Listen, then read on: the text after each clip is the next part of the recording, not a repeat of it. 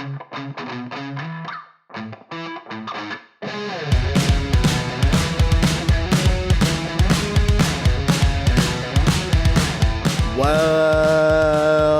back, everybody, to another episode of Nick and Manny's Infinite Podcast. I'm one of your hosts, Emmanuel Fuentes. Here with me is our other co-host. It's Nick Reeves again. I am the co-host, like you said. Yeah, you're not my guest. I wouldn't do that to you. I would never call you a guest. Never. I don't know if I actually did call you a guest in one episode, but the point is, we're back, baby. We're here. It's been another week. Yeah, we're back. It's been a hell of a week for me. How's it been for you, buddy? It's been it's been a week. Yeah, to say the least.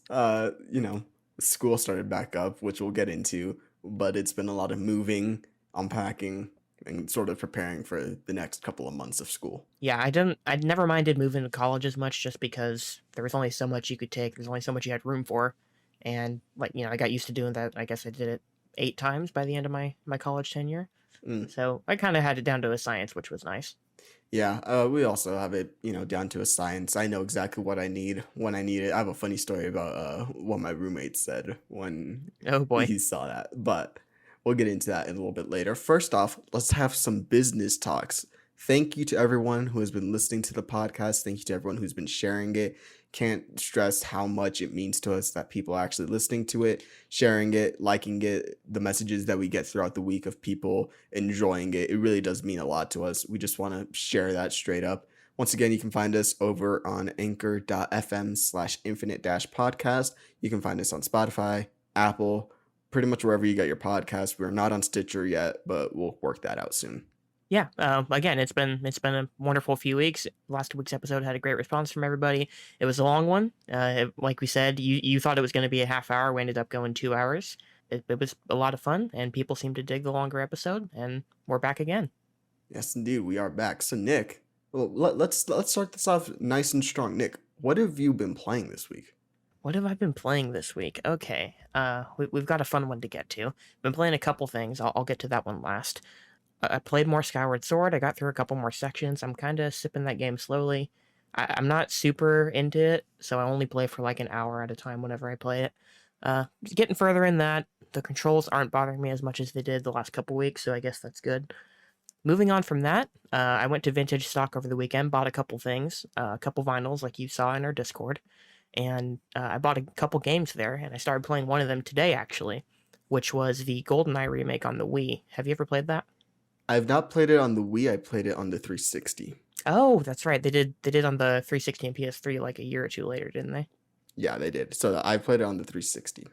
Yeah, I played the first few missions of the original GoldenEye at one point, and I've seen the movie a few times, and it's interesting how they adapted this to the new game, because it's Daniel Craig and Judi Dench are in there.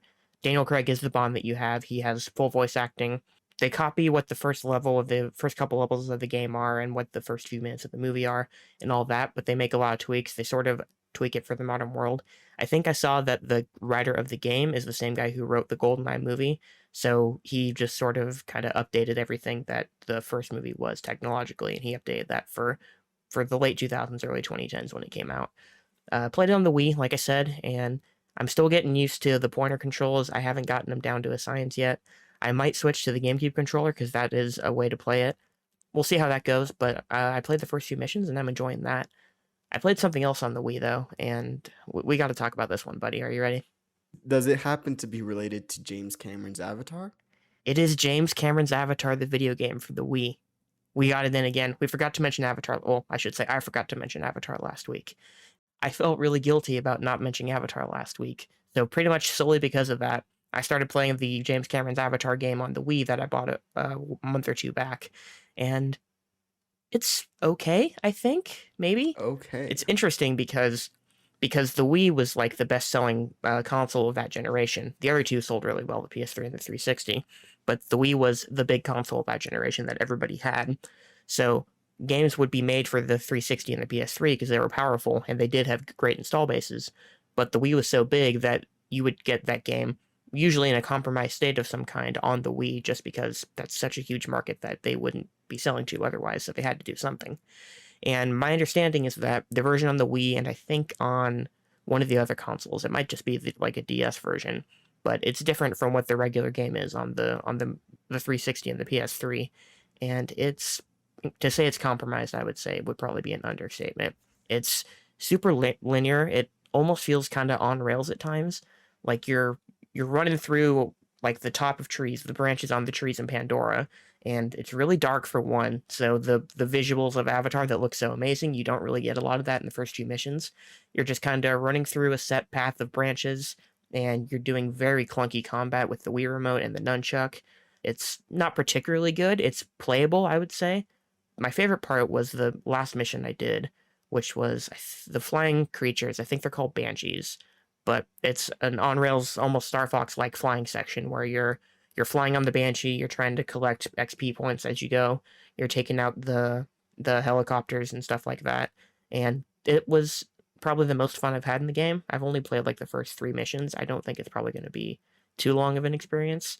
It's not as terrible as I feared it would be, but I wouldn't say it's good. So you listed a whole lot of negatives, and I'm kind of just curious, what are the actual like redeeming qualities about the game?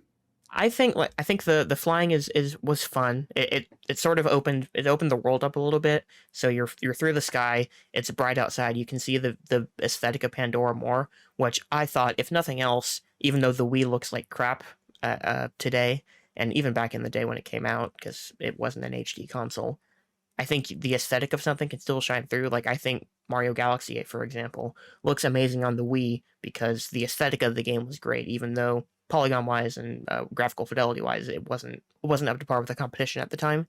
So I think it looks okay once it gets a little brighter outside. The combat isn't terrible. It's just, I mean, it's clunky. Just it's what you would expect for action on the Wii in 2009. But I think if you want a redeeming quality, I would say it's more playable than I thought it would be. Gotcha, gotcha. Yeah, yeah, that's something that always comes up with Nintendo and their games in general is the way that they actually utilize the hardware Yeah, to best serve the game. Because you mentioned Mario Galaxy, and I'll even say like Mario Sunshine, which is on the GameCube. hmm, Those games are not the greatest graphically, but a lot of people don't care because of the way that it's utilized to its best potential. And I think the same thing can be said for something like Mario Odyssey when you compare that compared to something like Pokemon Legends of Arceus, and you see the way that different developers actually utilize the hardware and seeing when an actual graphical difference matters. yeah, And I think you can see that a lot. I actually looked up how long it takes to beat Avatar the game, yes. and the average is about 8 hours for the main story. For the Wii version, did you check that specifically? Well, it says PC, PlayStation 3, Xbox 360. Oh, wait. Platforms mobile, Nintendo DS, PC, PlayStation 3, PlayStation Portable, Wii, Xbox 360.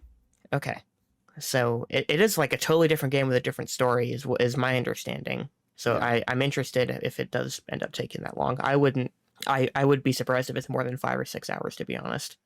But I don't know for sure. I haven't seen what all the differences are. I just kind of booted it up one night. I think I played it for like an hour, maybe an hour and a half.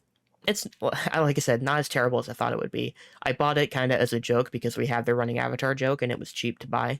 And I get why it was cheap to buy because I bought it from a store that prices things according to their actual market value. And that game was cheap, so I knew what I was getting into. But I don't know. It's fine. It's probably less than fine, but it's playable, I guess. But you mentioned a few minutes ago about Sunshine and Galaxy on their consoles and how graphically they don't look that great. Personally, I don't know how you feel about this, but personally, I'm much more of an art style and aesthetic versus graphics kind of guy. That's probably a lot of growing up with Nintendo, and Nintendo, since I guess probably the N64 era, has had inferior graphical fidelity to the other consoles on the market. So I'm kind of used to that. Games like Galaxy and Sunshine, they have specific aesthetics that I don't think you can ever forget. And like that's why people I think that's a lot of why people still love those games and still want to play them today, is that there's a certain feeling that they remember with the aesthetic and everything like that that they still enjoy today. And I think even with games coming out today, like Halo Infinite, for example, when they had that first gameplay reveal in E3 2020, or not E3 because they didn't have one that year, but in 2020 when they had the gameplay reveal, I thought it looked good because I thought the art style looked like what I wanted it to be. Everybody else seemed to say the graphics looked terrible, and I don't think they look that bad personally, but it was more important to me that the art style looked good, and I think the art style for that looked good. That's what I always prioritize in that situation. Yeah, I'm one of the people that like I don't need a game to be the greatest graphically, but I really am into art styles. Like one of the games that I downloaded using Xbox Game Pass. There we go. I got to get my ad plug in. Phil, hire me. I put out a clip for you today. Hire me. It's this side scroller called not Grim Fandango, Grim Noir. Some Noir, something like that, Okay. and it's a black and white sort of like 50s aesthetic game. So I like games like that, or even things like Don't Starve, which is a 2.5D sort of game that you're going through, or Psychonauts that's come out recently. These aren't like the greatest graphically games. Like they're not a Naughty Dog Last of Us game. But what they do is they use that art style to sort of present their charm or their uniqueness to it. Whereas every game that looks like a Halo or a Call of Duty just gets all muddled together. I feel that a lot with modern games, is that they all look kind of bland. I feel that the way with modern movies too, is that a lot of them just look kind of bland. It doesn't feel like there's any sense of style. And I prefer when, even if something takes a swing and a miss at a stylistic choice, I prefer that it makes a stylistic choice rather than just looking like everything else. Yeah, completely understand. I'm with you. Yeah. So what have you been playing? Well, I started playing Spider-Man Miles Morales again. I think I mentioned that on the last episode, but I continue playing it again. Okay. Once again, fantastic. It's so good. I just feel like it's the best Spider-Man combat. I know that there's a lot of arguments within saying like, "Oh, but you don't have all these other Spider-Man features that were in other games. Like you can't web not web zip, but web slingshot yourself across the map. You can't do certain moves that you could in games like Web of Shadows or Edge of Time." And while I understand that, I think that this is just the most refined Spider-Man gameplay that we can get. And I think it just works so well. And the story, in my opinion, is really good. I think the Roxxon villain is bad. I don't really care for that whole subplot, but I think what it does with the Tinkerer in that game, because I'm not going to spoil it, what they do with the Tinkerer in that game, I actually really think that it hones in on the idea of Spider-Man and sort of managing expectations, managing responsibilities while also trying to keep a neighborhood safe. And I feel like that really comes through in Miles Morales. Yeah, like I said last week, I heard the game was good. I heard it was really short. Probably takes about 8 hours to beat like the Avatar game. I think is what you said last week. Yeah, it's about 8 hours. Yeah. I like what you said though about Miles trying to keep the neighborhood together, because if we want to segue into movies, I know you didn't. Did you watch the Non-protest. Spider-Man No Way Home trailer? Okay. I watched it, and it's more of what I don't really like about what they're doing to Spider-Man, is that it's so big now. He's such a part of this larger Marvel story that I think it loses the neighborhood aspect of Spider-Man. Like, I think where the Raimi movies really succeed is that Peter is always down on his luck. He's always got problems, and he's got very human problems, whether it's money, whether it's relationships. Everything that happens to him feels extremely human in a way that I think the Tom Holland movies in the MCU have kind of lost. I think Tom Holland is really good in that role, and I think Homecoming kind of has some of that. It has charming moments like him having to go into an alleyway, change out of his clothes, and change into his costume. Stuff like that that I enjoy, and the interactions he has with people in his neighborhood, like the guy who owns the bodega and everything like that. But it loses that, especially in Far From Home. That it starts going that direction in Infinity War because he gets pulled into the bigger narrative of the MCU. And I don't like that direction for Spider-Man. It's like, not that those movies are bad, but it doesn't feel like Spider-Man in that way, and I miss the old feeling of Spider-Man. Someone had brought up an interesting thing because they were talking about the trailer and they mentioned how the idea of Spider-Man was never that he needed a whole lot of people to help defeat villains and stuff, because they brought up, I guess, spoilers for Spider-Man No Way Home, but the Sinister Six is being heavily alluded to in the No Way Home trailer. You know, Alfred Molina's back. We see a pumpkin bomb from Willem Dafoe supposedly. Electro is back. Sandman may or may not be back. That one is still open. The other one is Lizard may or may not be back, and we still don't have a sixth one, supposedly. I think it'll probably end up being Mysterio again, but we'll find out. But people were saying, like, oh yeah, well, of course they need to bring in Toby and Andrew because Tom Holland can't handle it by himself. And that's sort of the point of Spider-Man, is that he's not supposed to be able to handle it by himself, but he always does. So that's like one of the things that people have brought up, that I can see that argument. I tend to like some of what they do with Tom Holland. I actually really love Homecoming. I think it's just that perfect blend of being a high schooler, being a hero, managing it all. I know that a lot of people complain that, oh, he doesn't really face loss in that movie except for losing the suit. But I think what it does really well is that it replaces loss with the idea of, with Vulture especially, of knowing who you can and can't protect in your life. And I think that's really a good thing, because by the end of the movie, he has to ultimately give up the Vulture, which is his crush's father, and it sort of ruins that relationship for him. But he knows that he has to do it in order for him to be a good hero. And there's really good stuff in Homecoming that I really do like. I still think Russo brothers know him better than John Watts personally. And that's the way that I feel with a lot of characters. But I haven't seen the Spider-Man trailer. I'm hoping I don't until next week for Shang-Chi, which I will end up seeing. But that's pretty much it on my thoughts on that. Okay, we can move on from Spider-Man if you want. I just thought that was kind of a natural segue, and I did want to talk about it a little bit because it was the big thing that happened this week. We're still seeing memes about it. We're still seeing conversation about it. And you're seeing memes? I've seen some memes. I haven't seen a single meme. Oh wow! I've seen that still of Alfred Molina, but that's it. Yeah, I've seen a lot of video superimpositions with different things happening with Alfred Molina in that trailer. Yeah, I haven't seen that, mostly because I just see it and I just keep scrolling by. Which, I mean, I'm kind of surprised that I'm the only naysayer about the trailer. I'm kind of one of the people that believes they didn't need to have a trailer for a multitude of reasons. I think the trailer itself is bigger than the movie, and their numbers that came out today sort of prove that.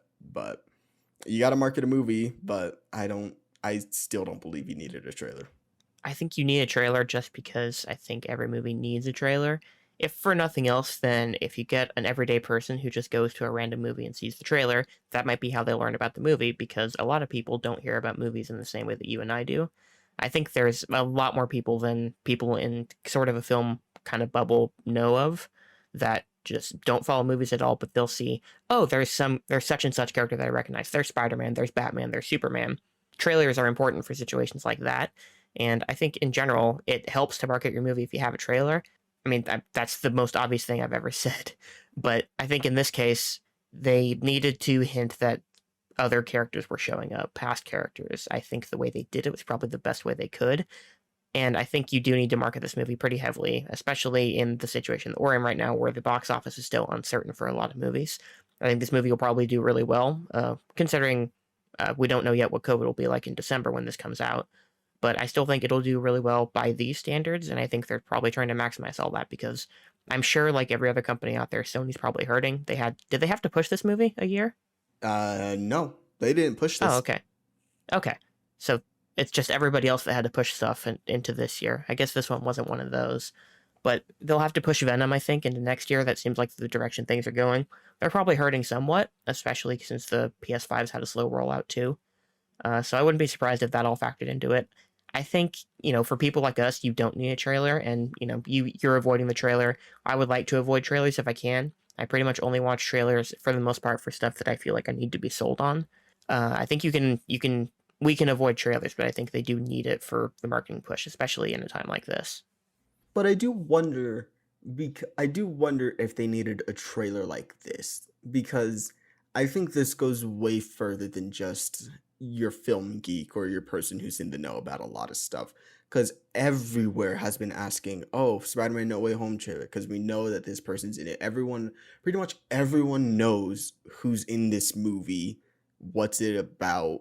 I mean, like, I haven't seen the trailer, but I can pretty much guess the entire trailer just from the cast of, like, one supporting character. I know they wrested the movie from that. So I do wonder, like, I know that they need a trailer, but I do wonder if they could have just done a trailer that shows nothing and just says, hey, there's Spider-Man coming out in December, go watch it. Because I'm just a Grinch for this whole promotional, I was going to say scam, promotional stuff that's been happening, mostly because I'm bitter towards everyone on the internet that has been harassing people for this Spider-Man trailer. But that's just my thought on it. No, I'm grinchy about this kind of stuff too. I mean, people who've been listening, they hear how cynical I am about how Disney handles things. this is partially Disney, the weird relationship that Sony and Marvel have. But I'm cynical about this too. Like for someone who loves the Raimi movies as much as I do, I love the first two. I think Spider-Man 3 is better than most people think. It hurts me seeing those characters in a movie that has, by comparison, such a lack of style, and it's only there for a big cross promotion thing, and it's part of a larger MCU thing, and it just feels like the soul has been sucked out of it. I'm cynical in that regard, and I'm a big Grinch about it, but from every other standpoint, I understand completely why they've done every single thing the way they have. I like the way they approached it, in that they tell you one person, they hint at another, and I think anybody can probably figure out the direction they're going from here. But like I said, the common person may not have known that this was the direction they were going, and this will probably bring in some extra business, because I don't think there's a ton of passion for the Tom Holland movies. The last two did really well, but I don't know how much demand was there for a third one. Yeah, that I don't know either. I totally get your standpoint, and I don't feel dissimilar from you, but I totally get it. It's that thing where I understand why these companies handle things the way they do. I just wish they didn't. And don't take this to like mean that I'm not excited for this movie. I'm very excited for this movie. I just don't need to be sold on it. I know that I'm gonna go see it. I'm excited for the movie, not excited for the promotion, because I'm not excited for the internet. I'm just not. But things that I am excited for, Lego Star Wars, baby. Yeah. Lego Star Wars. We're back to video games. So, what else have I been playing? Well, I went back and I started replaying Lego Star Wars The Force Awakens, because today, which is August 25th, was the opening night of Gamescom, which we got a new trailer for Lego Star Wars The Skywalker Saga. This game went silent after last year. It went silent after last year's Gamescom, I want to say, or Game Awards, somewhere around there. It was supposed to come out last winter, got pushed back to this spring. Then it got delayed indefinitely. Then Arthur Parsons, who's been the game director for so many Lego games, a lot of the good ones as well, he left the studio. A bunch of other people started leaving the studio. Not a single word about where's Lego Star Wars? Where's Lego Star Wars? They couldn't say anything. No one has said anything about Lego Star Wars. And today, we got the trailer. Boy, this game looks incredible. I know that like you're not the hugest Lego fan, like you'll enjoy them for what they are and stuff, but you're not gonna go out and play them like I do. I'll pay $10 for a game every now and then if I'm feeling an itch. That's my Lego fandom. Exactly. This game looks incredible. From little things like adding like sparks or smoke to the new engine that they have, to big things like including 24 planets. They've redone the UI. You now have skill trees when you level up your characters and stuff. They have specific screens for characters or vehicles. It looks incredible. You're gonna play through all 9 of the games. There's 24. It's just so wild. This game has been in development for at least 3 years by the time it comes out.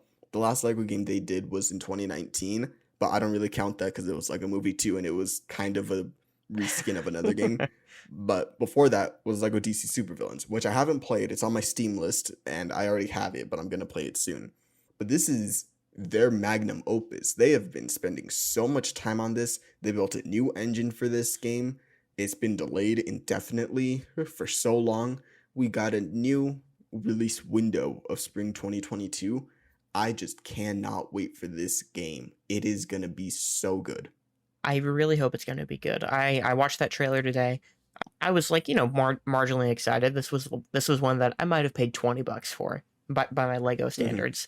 I honestly, this is the cynic in me. I thought they were just gonna sort of bring over Lego Star Wars: The Complete Saga and then just do the other 3 movies, or I guess the other Last Jedi and Rise of Skywalker. They would have made kind of smaller games for, and then they just would have brought over the assets for the Force Awakens game that they did.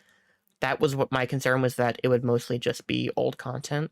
But I saw the trailer, I saw that gameplay. It looks incredibly refined. It looks great. I don't know if it's pushing the power of the new consoles, but it looks right at home on those new consoles. The art style looks beautiful. The graphics look incredible for a Lego game. It looks like a ton of work was put into this. I'm excited, much more excited for it now, I would say, and I might pay full price for it. It's a very exciting game. I cannot wait. Lego games, I mean, they're a staple for me. I'll play other things as well, but I always come back to a Lego game if I just want to collect some coins and hear that noise. Mm-hmm. But this game, they have redone everything for this Yep. game, it seems like. There are little things like the way that the studs look, those are also different now. There's a scene where you open up the UI and there's a thing written in Arabic, which is the common Star Wars writing in there. So I looked it up. Well, I went through my dictionary and I went to go find what it says, and it literally says conversion software. I'm like, oh, okay. So it's just a placeholder for stuff. But like Mm-hmm. that is how excited I am for this. It looks so good. The animations on the face, they also look way better. They're They much do. more expressive. And the big thing for me was that camera. I think that camera just looks, I really like where they have it right now. It's a little bit over the shoulder, but pulled back. But Mm-hmm. it's not as pulled back as other Lego games where it's sometimes a side scroller or like your character's an eighth of the screen and stuff. This just puts you a lot closer to everything. And there's a scene where Qui-Gon is going through Naboo, and it just looks, oh, it looks so good. I can't wait. I wanted it to be this year, but if I have to wait until spring 2022 for this game, that looks massive. And then they've already announced that they are going to be doing DLC for stuff like Clone Wars, Bad Batch, and Mandalorian. Oh, sign me up. It looks incredible. I'm so excited. You just mentioned DLC. I was wondering if they, sort of like Master Chief Collection brought over ODST and Reach, which aren't Master Chief games. I wondered if they would bring over Solo and Rogue One, even though they're not part of the Skywalker saga. I imagine I they'll believe that is probably. what they're doing. Okay, they'll probably do that as DLC.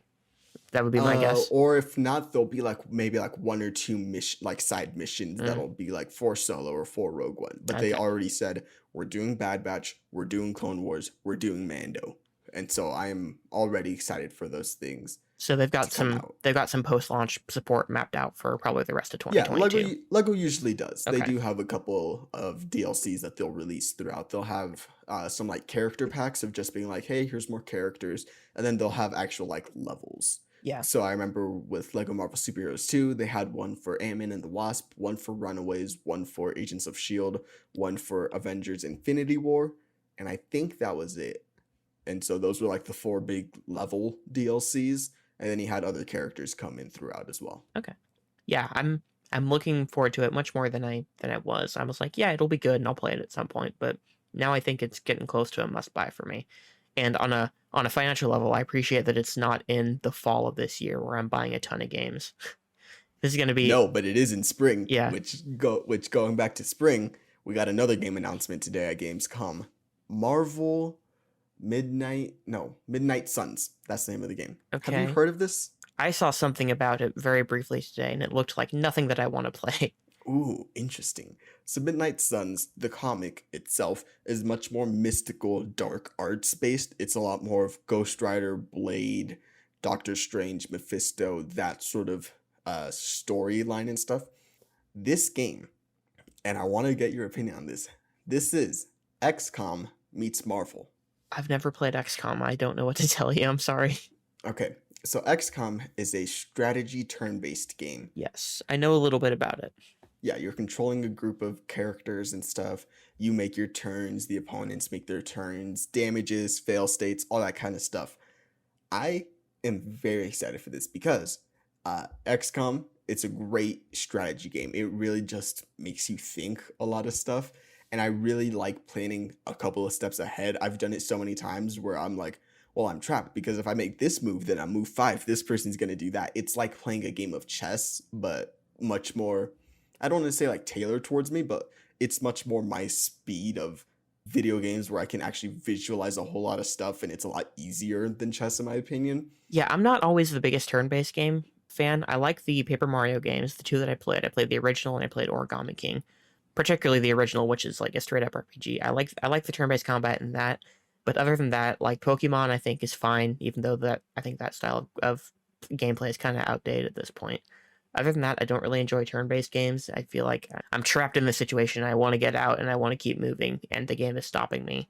That's never been something I've enjoyed. And I also, this might be a hot take, I don't really like gameplay in most superhero games. I've never, other than the Arkham games, I don't feel like it's ever really worked for me, combat in a superhero game.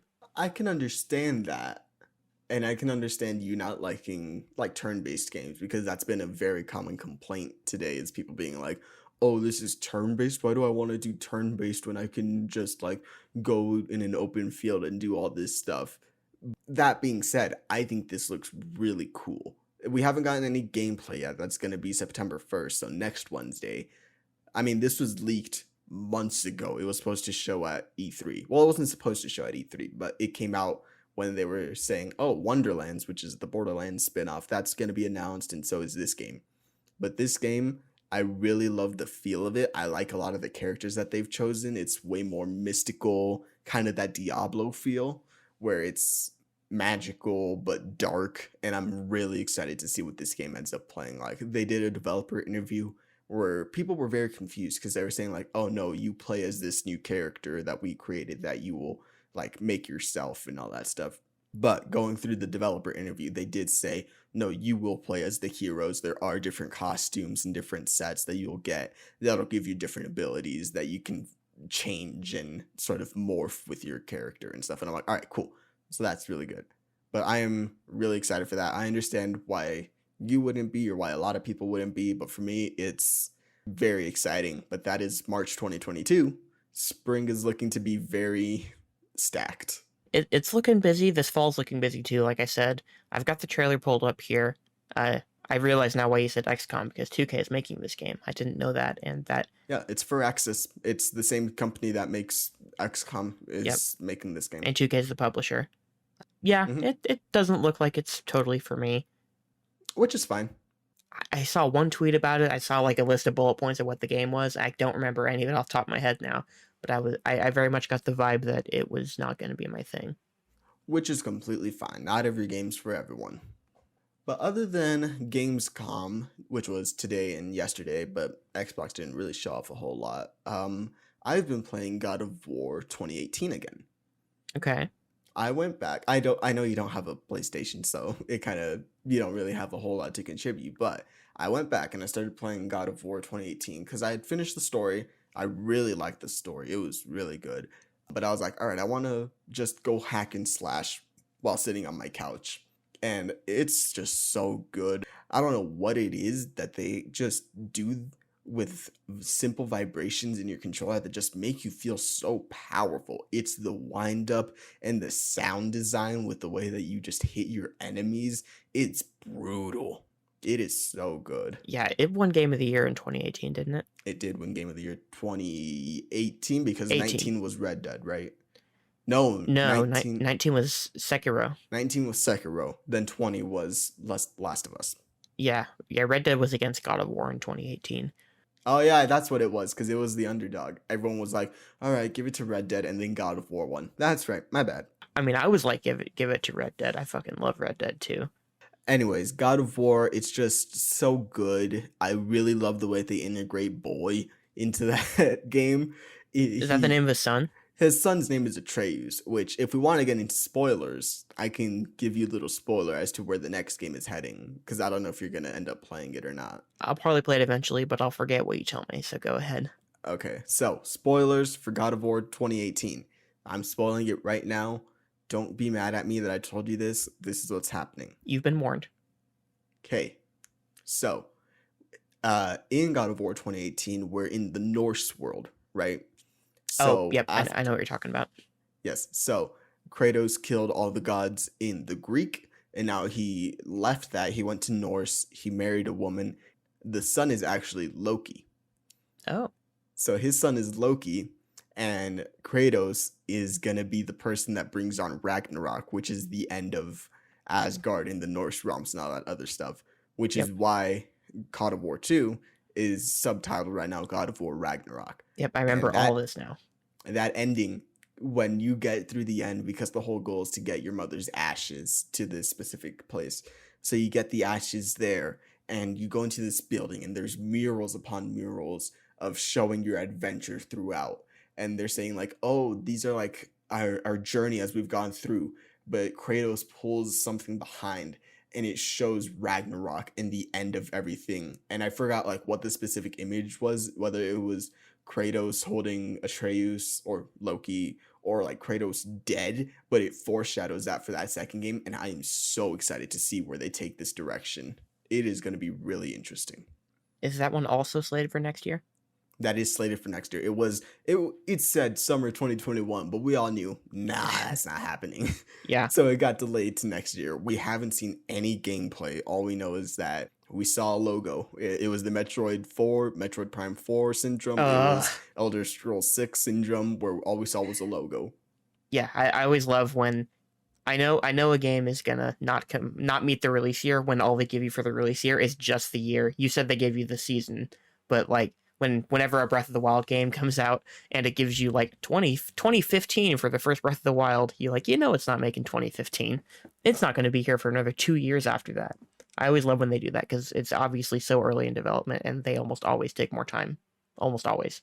Yeah, it's just, I'm very excited for it, to say the least. But I have been playing my PlayStation a lot more because it's easier for me to not be holed up in my room and go to a couch and play. And I have my Xbox. I've had my Xbox for years, so I want to spend time with my PlayStation now.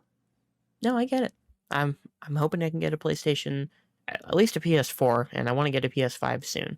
I went to Vintage Stock the other day, like I said, which is, I think might be just a regional thing, but it's like used games, used movies place. Yeah, here in Arizona we call it Bookman's.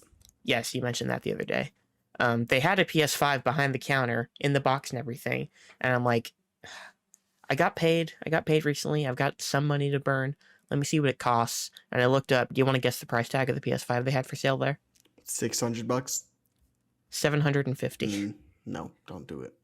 Yeah, I did not do it. I was like, if it was regular, like what was it, $499? That's the standard MSRP. If it was that, I might have considered it briefly, but I understand in their situation they've got to sell it above market value because it's kind of a hot commodity for them to even have one. I think they had two. They probably had one of them was the one without the disk drive. I'll be lucky if I can get one next year, I think. Yeah.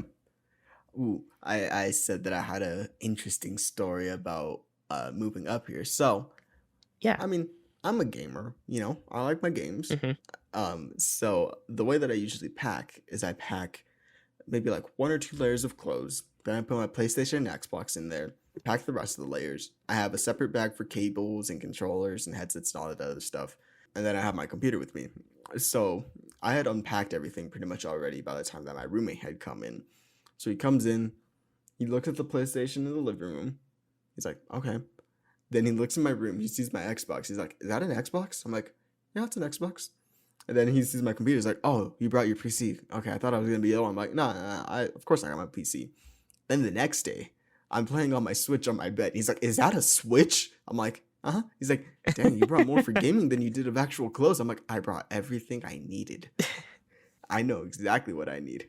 I was the same way. By my junior year, I started collecting consoles. By my senior year of college, I had an Xbox One, I had a Switch, I had a Wii U, and I had a Wii, which I also had GameCube games for because I had the GameCube backwards compatibility. I had a little bit of everything by my senior year, and it was everything I needed, even if I didn't use all of it too much. Yeah, no, I'm the same way. My Wii U collected some dust my senior year. Yeah, no, I'm the same way. I like having because I just like playing games, and I like playing games on different consoles. Kill me for it. I'll get the sudden urge to play something random, and I want everything I have to be on hand for that moment because I hate not being able to do something I want to do in the moment, for whatever reason. Exactly. So even if it's more stuff that I need to bring with me, I like having something available for me to play. Before we get off the topic of games, I have a little game for us to play. Oh. It is Explain a Game Plot Badly. So in front of me, I have 11 game plots that I'm going to explain to you, and you'll have 3 guesses to try to get them. I like to think these are pretty easy ones. Okay. But you let me know. Okay. Before we recorded, Manuel told me you said there were 3 that you're confident I will not get. There's 2 that I'm confident you won't get. The third one I think you will get, but I'm just letting you know that now. All right. So we'll start off with the first one. Some guy with trauma fights a clown in a hospital / prison place. Arkham Asylum? That is indeed Batman Arkham Asylum. Ooh, 2009. Let me see if I can get the release dates for these 2. All right. This one I don't think you're going to get. A group of pest exterminators do their job while also murdering people based on their religion. Far Cry? No, that's guess number 1. I knew one of the Far Cries was about a cult. I thought that might have been it. That's Far Cry 5. Yep. Say it again. A group of pest exterminators do their job while also murdering people based on their religion. I'm going to say Grand Theft Auto 5 because he dressed up as a pest exterminator in one of the heists. Nope, that's guess number 2. I will go one of the Resident Evil games. Ooh, that's guess number 3. The answer is Warhammer Vermintide. Have you ever played these games? Nope. They are Left 4 Dead in medieval times, but the zombies are rats. Huh. Never gonna play that. They're really fun games. You know where you can play that? Xbox Game Pass. Phil, slide in the DMs, Phil. Let's talk. All right. Number 3. Yeah, I'm 1 for 2. A drug-addicted man crashes on top of a war-torn city and starts hunting girls so he can get his next fix. Ooh, I don't even know. I'll say it again. A drug addict crashes on top of a war-torn city and starts hunting girls so he can get his next fix. My guess is that the drug addict is kind of a joke, but I don't even know where to take that. Can you do a hint at all? It's a popular franchise that hasn't seen a new game in a while. I have no idea. I don't even know what to guess. The story takes from Ayn Rand's Atlas Shrugged. That does not help me. I'm gonna call it on this one. I give up. The answer is BioShock. Never played BioShock. You've never played BioShock? Ooh, I thought you... Never played any of them. I don't really know anything about it. I thought you were going to get that one. No. Ooh, BioShock. No, BioShock's great. I'm sure it is. I just never played any of them. Easy purchase. If it's ever on a sale, I recommend buying that BioShock collection. Yeah, I've almost gotten it on the Switch a couple times, but I think I should just get it on Xbox. Oh, no, don't get it on the Switch. You have a Series X. I do. Yeah, there's no excuse to get anything on the Switch at this point that's playable on Xbox. Here's a good one. Demons are having a really bad time after they killed someone's pet bunny. This is harder than I thought it would be. I don't know. Are you sure? I'll repeat it again. Go ahead. Demons are having a really bad time after they killed someone's pet bunny. Pet bunny? Can you give me a hint? This franchise was reinvigorated in 2016. 2016. Doom? Which one? Doom 2016? No. It was before 2016. Okay. Let's go Doom 3. Ooh, so close. Doom 2. I had one more guess. I would have said Doom 2. Yeah, it was Doom 2. Okay. Yeah, I don't know anything. I played all of Doom 2016. I played a little bit of Eternal. That's all I knew. Gotcha. All right, here we go. Former President JFK and friends fight zombies and a dude who steals his guns. Call of Duty Black Ops. What's the map? 5. Yes. Wasn't even going to let you finish on that one. All right, here we go. This is 2 words. Cough, cough. Red Dead Redemption 2. Yes, that's the answer. That was one that I didn't know if you were going to get because I don't remember if you had actually played Red Dead 2, but that's what it was. Pour one out for my boy. Pull one out, exactly. All right, here we go. Person gets shot and builds a hotel in response. Oh, Fortnite. Yes, that is indeed the correct answer. There we go. That was my first thought, and then hotel kind of threw me off a little bit. 2 people try to brutally kill each other. 2 people try and brutally kill each other? Uh-huh. Mortal Kombat. That is indeed correct. That's not even like a bad explanation. I know, it explains it pretty well. That is literally the premise. This one is 3 words. Okay. Chicken kicking sim. Chicken kicking sim. Ocarina of Time. No. I'll give you a hint. This was a popular RPG in the early and mid 2000s. Early and mid 2000s. Chicken kicking sim. Oblivion? No. Morrowind? No, the answer was Fable. Oh, okay. The way you said no to Oblivion made me think I was on the right track with Elder Scrolls. No, it was Fable. Yeah, I played like half of Fable, I think. Yeah, so that's Another game that is coming back. Yep. All right. Two more. Okay. This one simply says, Anakin disliked this game. Prince of Persia: Sands of Time. That is indeed correct. Congratulations. And here's the last one that I don't think you're going to get, but I'll give it to you if you can name the franchise. Okay. Aladdin, but the genie has relationship issues and there are multicolored circles. Luigi's Mansion. Nope. Okay. I will take the hint now. How can I say this without giving it away? Popular franchise that has a TV show. Game franchise that has a TV show. Resident Evil? No. It does have a show. The most famous TV show had its main character voiced by Jaleel White. That does nothing for me. Urkel. Yeah, I know who he is. That doesn't still. I give up. The answer was Sonic and the Secret Rings. Okay, so say the explanation again. Aladdin, but the genie has relationship issues and there are multicolored circles. Okay, that doesn't hint at Sonic to me. At least not the basic premise of Sonic, but that's the thing. These were the Sonic games where he was interacting with humans and getting freaky. Okay. Which I didn't think you would get. I knew that immediately, but I thought Aladdin, but the genie has relationship issues. I thought you maybe knew about that whole Sonic and humans thing, but I was wrong. There you go. I didn't do so hot. There were some funny ones in there though. There were. I like cough cough. I cough. I knew it immediately. I felt so bad. The JFK one was also a dead giveaway. Mm-hmm. If you played Call of Duty around that time, you knew exactly what it was. Yeah, it was huge. Yeah, the comment under that post actually just said 5, and they're like, we need the actual game. It's like, fine, Call of Duty Black Ops. You were too specific. Exactly. So Nick, have you been watching some stuff? I have been watching some stuff. Give me just a second. I'm going to pull up the Letterboxd as I do. Oh, yes, the Letterboxd. I have to go update mine with something that I just watched earlier. Have you been seeing mine at all? I saw some of it. Okay, so if you saw one of them, I'm definitely going to save that one for last. You probably know which one. So in the last week, I watched Network for the first time. Have you seen that? Nope. That's a big people in the film industry love this movie kind of movie.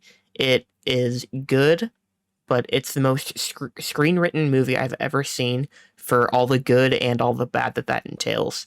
So it's a lot of actors being big and telling you exactly what the writers and the director want you to hear.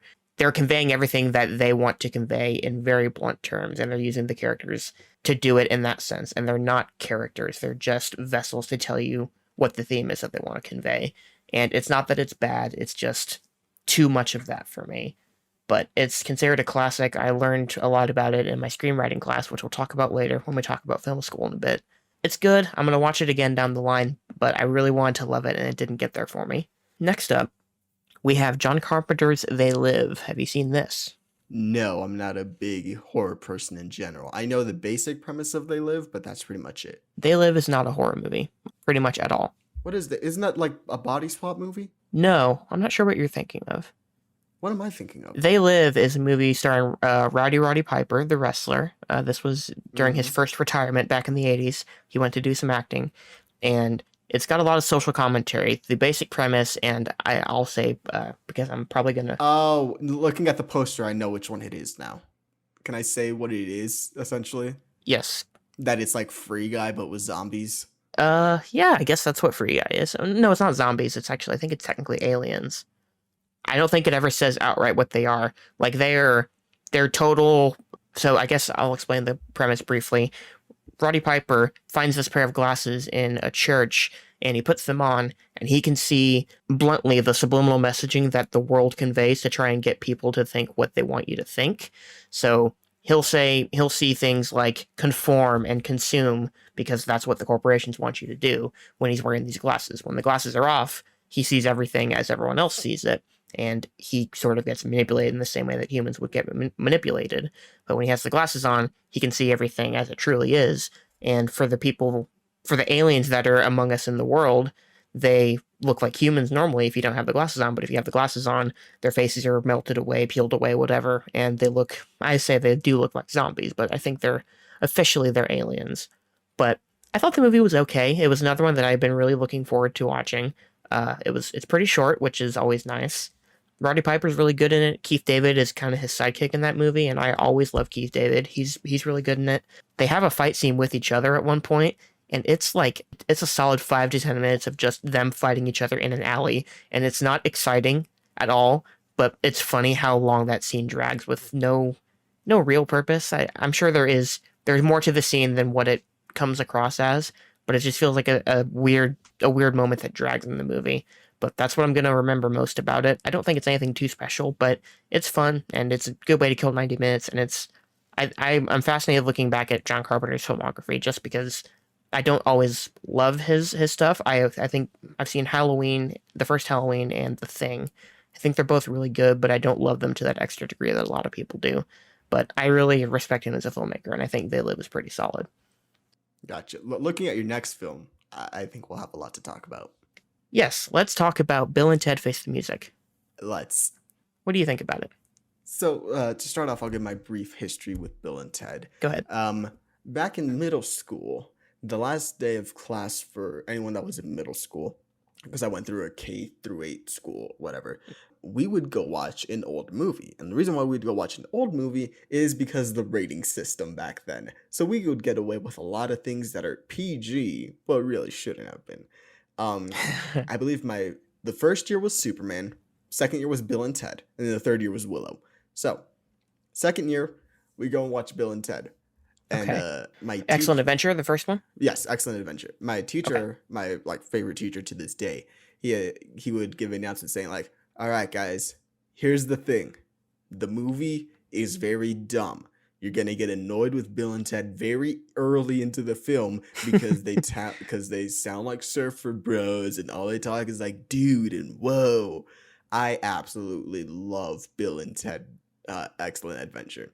I think it's just so warm and joyful. Kind of like what we talk about with Ted Lasso, like of it just being a joyful movie. I get that with both of the original films. I think Bill and Ted are just so good together. They're like Jay and Silent Bob, where of course they would be best friends. They're just so perfect. And I think that movie does such a good job of working with a time travel concept, being completely messy with it, but just not caring because the story that they're trying to tell. And it's so warm and joyful and good and stupid. And I think it has a lot of good jokes to this day. There's one joke that is not aged well. If you remember the joke, then you know why. Other than that, I think it's a great film. Bogus Journey is a lot more, I don't want to say dark, but it's way more weird with its concepts and stuff. Because in this one, they get killed and you're trying to get out of the underworld. But with that, I think they add in a lot of good characters. I think Death, right? It was Death that is just a fun character to hang out with these two. And that leads into Bill and Ted 3, where it's just such a nice return. It's not a great film, but it's just fun. You're going through a lot of the same motions as Bill and Ted 1. But I think what it does really nice is that it lets Keanu and it lets Alex Winter just have fun going through different timelines and seeing themselves as they grow older and coming to the realization that they do by the end of the film. And I just really like that. There's a cameo that I was very happy to see in there, and it was a great little sequence. And I want to see him in more things because it's always good. He was also Satan in Tenacious D and the Pick of Destiny. Yes. But I'm very keen on all three of the films. Yeah, I hadn't seen any of them until this year. I watched the first two a couple months ago. I like the first one a lot. I think it's obviously dumb, but the key to that movie working is that, and all of them I would say, is that it's totally aware of how dumb it is. And in that sense, I think it's the tightest movie of them all. Everything pretty much, for the most part, there's a couple jokes that don't work like you said, but everything works in that movie. I think way better than the parts come together in the second and third movie. I really like the first one. Bogus Journey is okay. It's got some stuff I like. I like the inclusion of death. I like the the evil Bill and Ted's that kill the original Bill and Ted. I like that stuff.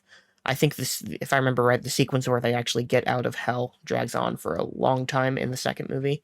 But I think it's okay. You can tell that it's a bit higher budget and that it's just not doesn't have the same level of creativity that the first movie does.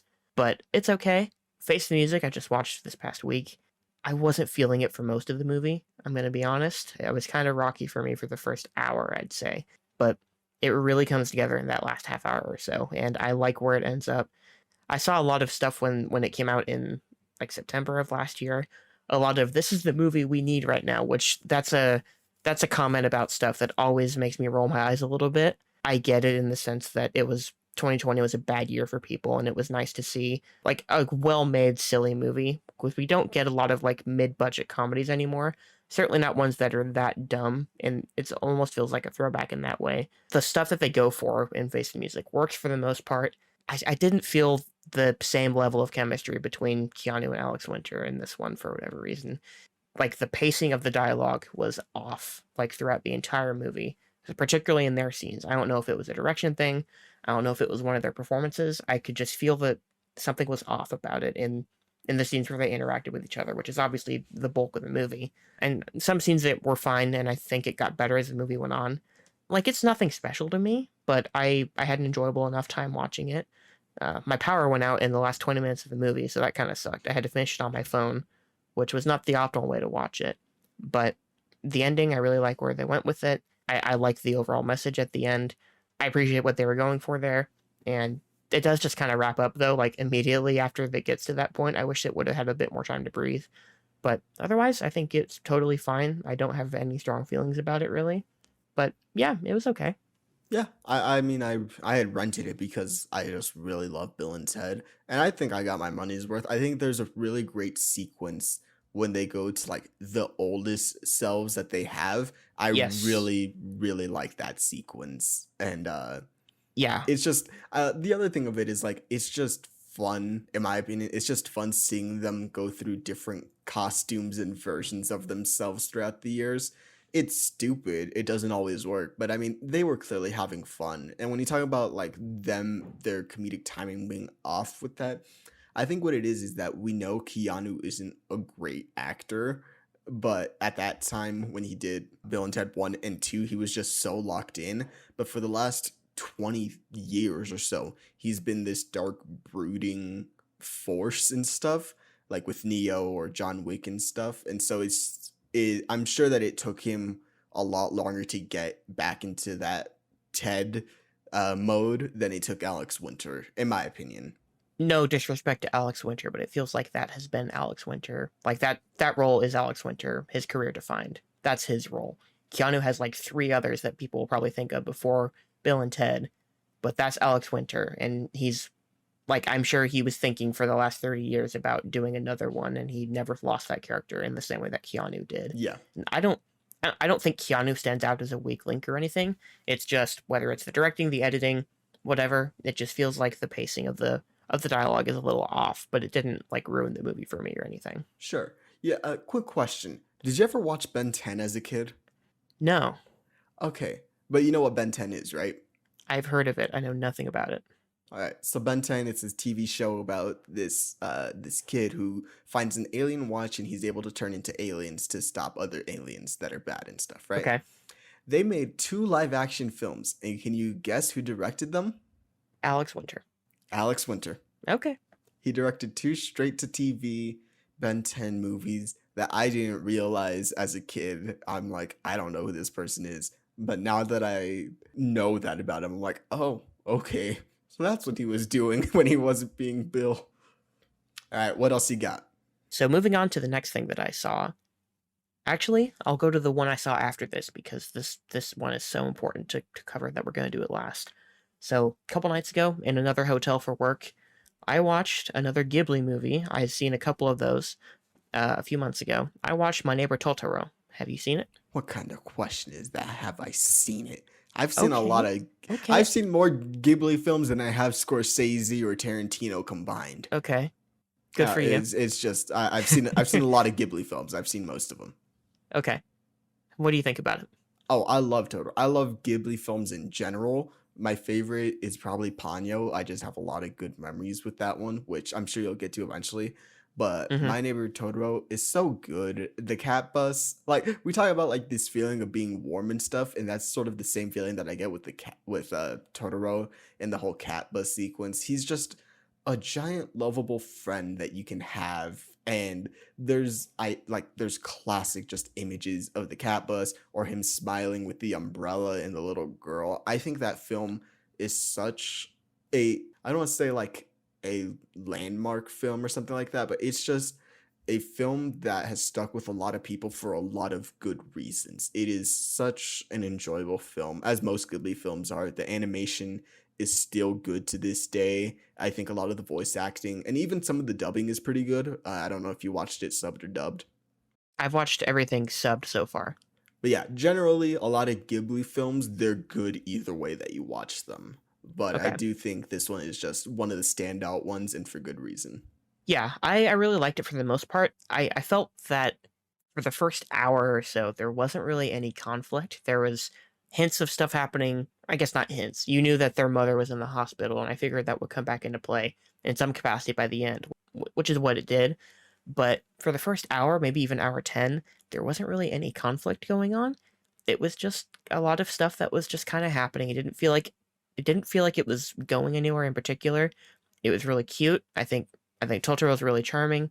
I think both of the girls are fun characters, and I like the interaction between everybody. It's just a lot of really nice stuff for the most part, and I like that. And then I was feeling it was kind of aimless, and then when it picks up at the end and stuff gets more serious, I think the fact that it was so warm and nice for the first hour ended up making the serious moments at the end more serious, and I think it made it. I think the movie was better off because of that, because you get these moments where all of a sudden they have to take things seriously, and one of the girls is ill-equipped to handle it because she's so young, and one of the other girls has to be strong. She's the older sister. She has to be strong, and she's trying her best, but she can't. I think there's a lot of stuff that it hits on in those last 20 minutes that's really effective, and I think that brings the movie home in a stronger way than I thought it might come home in. So I really dug it, and I like the cat bus. I really enjoy the scenes with Totoro, even though he doesn't have that many scenes. I was actually surprised how little that character was in the movie. But all those scenes are really memorable. The scene in the rain by the bus stop is probably my favorite. It's just really sweet, pretty much top to bottom. I like how it ends. It just a low key enjoyable Ghibli movie. Yeah. And compared to the ones that I'd seen before, the first one I'd seen was Lupin the Third, which is Miyazaki's first movie, which isn't technically a Ghibli movie. I think that's before the studio was founded. But that one had a lot more moving parts, a lot more going on. I saw Nausicaa, the Valley of the Wind, which is kind of dark in a lot of ways, and there's a lot of conflict there, and it was really serious. And this was a contrast to both those movies in that way, in that it was light, it was joyful, wasn't much going on, but when it got serious, it really got serious, and I think it worked out great because of that. And I'm going in order, at least the best I can right now with Ghibli movies, because I hadn't seen any of them, so I just started from the beginning. I'm gonna keep going with that, and I'll report back here. The last one that I watched, this is a big one. Do you want to tell them what I watched? You watched Nick and Norah's Infinite Playlist. I watched Our Namesake the other night. It was a big moment. So yeah, when I came up with the name for this show a few weeks ago, I had not seen the movie that I was naming it after. I just thought it was a fun play on words because we had the same amount of syllables to work with. And I had no idea I knew what the movie was, but I didn't know what its reputation was. I felt like it had been kind of forgotten. Have you seen it?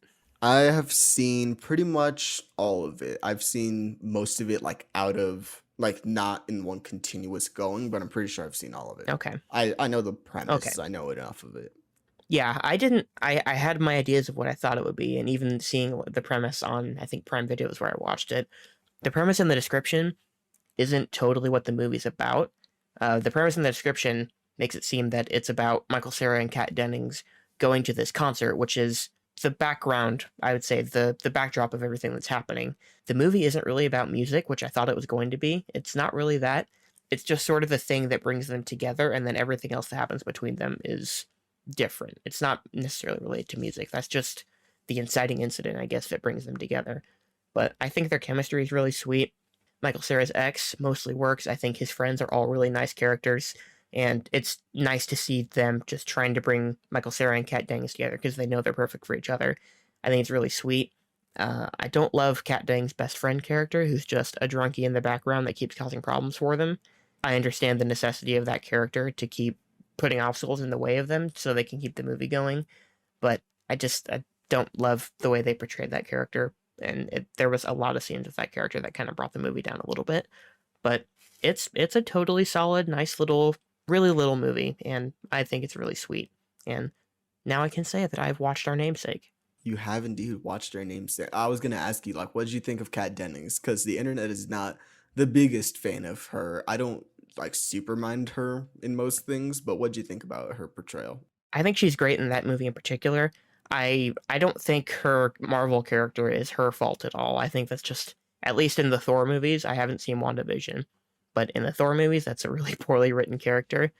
I think she's better than that material would suggest, and I think she gets to show that a little bit in this movie. And it's just funny to me because I hadn't seen any of his movies from that period. There was like a 3 or 4 year period where Michael Cera was like a leading man in movies. It was that Scott Pilgrim, Year one, if you want to count year that. one. I don't. Super bad, kinda. Yeah, I was gonna say super bad. Do we count it? But yeah, Year one is the same situation. He's kind of the secondary character, but like he had a run there, and yeah, he he still did. does stuff every now and then. But like I don't know, I felt like he gets a little underappreciated because that was a good run that he had. He did have a good run. I think Michael Cera is. I mean, from interviews and stuff, he seems content with where he is. He Yeah. seems to be doing a lot of what he wants to be doing, whether it's music or picking the specific roles that he does. But I mean, I've always liked Michael Cera. Oh, I I love know that Michael Cera. I know that he went from like Arrested Development to Superbad. Well, from Hmm. other things as well, but like he went from Arrested Development to Superbad to this whole spree that he went on. Then he has like slowed down. He showed up in a couple of other things. He was the voice of Robin in the Lego Batman movie. Yes, all That's my right. things have to lead to Lego somehow. All roads lead to Lego, just like all It roads lead to always Avatar for me. exactly. But no, I do enjoy Michael Cera, and I think it's a fun film. It's one Yeah. of those things where that film and Percy Being a Wallflower came out at the same year, and they both make me happy, but for different reasons. So I regret to inform you that those movies came out 4 years apart. Listen, it's the same year for me, okay? Whether you're a freshman or a senior exiting high school in that amount of time, it's the same time frame, okay? Okay. But you got what like there was like it wasn't even just like oh it was the same time like from Superbad all the way through like the mid 2010s all of those comedies were the same like they were Yeah. all the Judd Apatow comedies and That stuff. crew was everywhere for a solid 5 years. And a lot of them were with each other. And there's some cameos in Nick and Norah that are from that crew. Like Kevin Corrigan's in there for a scene. Andy Samberg's in there. He's not part of that crew necessarily, but he has a cameo in there. There's someone else. Oh, Jay Baruchel's like a major character in the I movie. do love Jay Baruchel, Yeah, but he's like there. that but like there was that whole aesthetic of comedies or like Yes. teen films at that time and I feel like that film does stand out but not enough. Like I feel like that film and Juno kind of hold that place of forgotten teen films that have something special about them. Yeah, I wouldn't quite say that Nick and Norah is special, but I really liked it. It's really sweet. Those two have great chemistry throughout the movie, and if you haven't seen it, it's on Prime Video as of this recording. So I would definitely say go give it a watch. It's really short, and I think it's definitely worth your time. Give it a whirl, everyone. Yes, give it a whirl. I watched a couple movies as well. Okay. I watched Blade Runner: The Final Cut. Had you ever seen this before? I had not. Oh, So had here you we seen any version of it before? I had not. I Okay. know I had known the premise of Blade Runner. I had known a lot of the big stuff about Blade Runner, and the thing that I knew going into it, the movie is very slow. It is Yes. a slow burn film.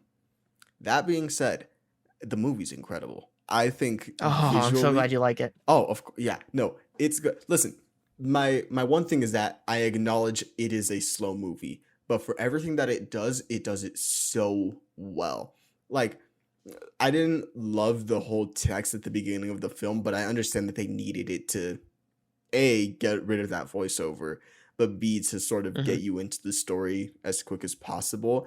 But I think Yep. visually and aesthetically, it is so good. There's a scene where Harrison Ford goes very early in the film, where he goes to talk to Tyrell Corporation, Tyrell. and you Yep. see that wide shot of the table, the background, and then him and the Rachel, is that her name? Whatever her name is. Yes. Yes. And you Yeah. see that wide shot. Oh my god, it's so beautiful, and I think it's aged pretty well for the most part. It's not perfect, of course not, but I think it's aged really well, and I think that leads into Blade Runner 2049, which I didn't get to watch because I was busy. But looking at that visual style, I feel like what they did with 2049 is they took what it wanted to be, I guess, like what Blade Runner wanted to be, and they executed it on a much bigger scale. The same thing with like Tron to Tron Legacy. They took what it wanted to be and then actualized it. And I think they kept a lot of what was the most important to the feel of both films, whether it's Blade Runner or Tron, and then just modernized it in a perfect way. I know that you think 2049 is like a worse film than Blade Runner, but I mean aesthetically, I think they're both just gorgeous looking films. I think the performance from Harrison Ford is incredible. I think the little hints that they drop, there was one hint where one of the people just keeps making sheep out of the like gum or the paper and stuff. And I'm like, that's really cool. Yeah, it was origami. Yeah, it was the origami sheep because, the book, Do Robots Dream of Electric Sheep, and so on and so forth. It's a great film. I'm so glad you loved it, because I have loved the first Blade Runner for years and years and years now. I saw it first in high school, and I liked it then. That was my high school film class junior year, so 2014, 2015. I liked it. It was the final cut. That's the only version I've ever seen. I've seen, like, out of context. I've seen the voiceover scenes from the original movie and stuff like that. But every time I've seen the final cut, probably 5 or 6 times now, it grows on me more and more every time. I wrote like 3 or 4 papers in college about different aspects of Blade Runner, just because that was something I knew there was a lot that I could sink my teeth into, that I could write about. There's a lot in the movie and a lot that's been discussed about the movie that you can bring to a paper or something in that environment. It looks gorgeous, like you said. The whole aesthetic is just one of my favorite aesthetics of any movie ever is Los Angeles in the first Blade Runner. I think Harrison Ford's great. I've never thought of it as like his defining role. I've heard some people say, well, it's not his defining role, but like some people say it's his best performance. I don't know if I'd go that far, but I like that character a lot. There's weird little moments that he has, like when the scene where he's talking to the dancer and he suddenly starts doing like a Scottish accent. Or no, sorry, that's Indiana Jones. He does the Scottish accent. He does the weird like Weasley accent trying to talk to her, and it's just an odd little acting choice, and it just like it's only one scene that he does it, but it's just an interesting route to take that character in, and I love that character. I love Tyrell. I love Rutger Hauer in that movie as Roy Batty. I think that's a great villain who's not totally a villain. You totally understand his motives, and I think he pays off really strongly in the end. I love so much about that movie. It feels like a movie that was made for me in every way, pretty much. The only thing I don't like about that movie is I don't feel the relationship between Deckard and Rachel that strongly.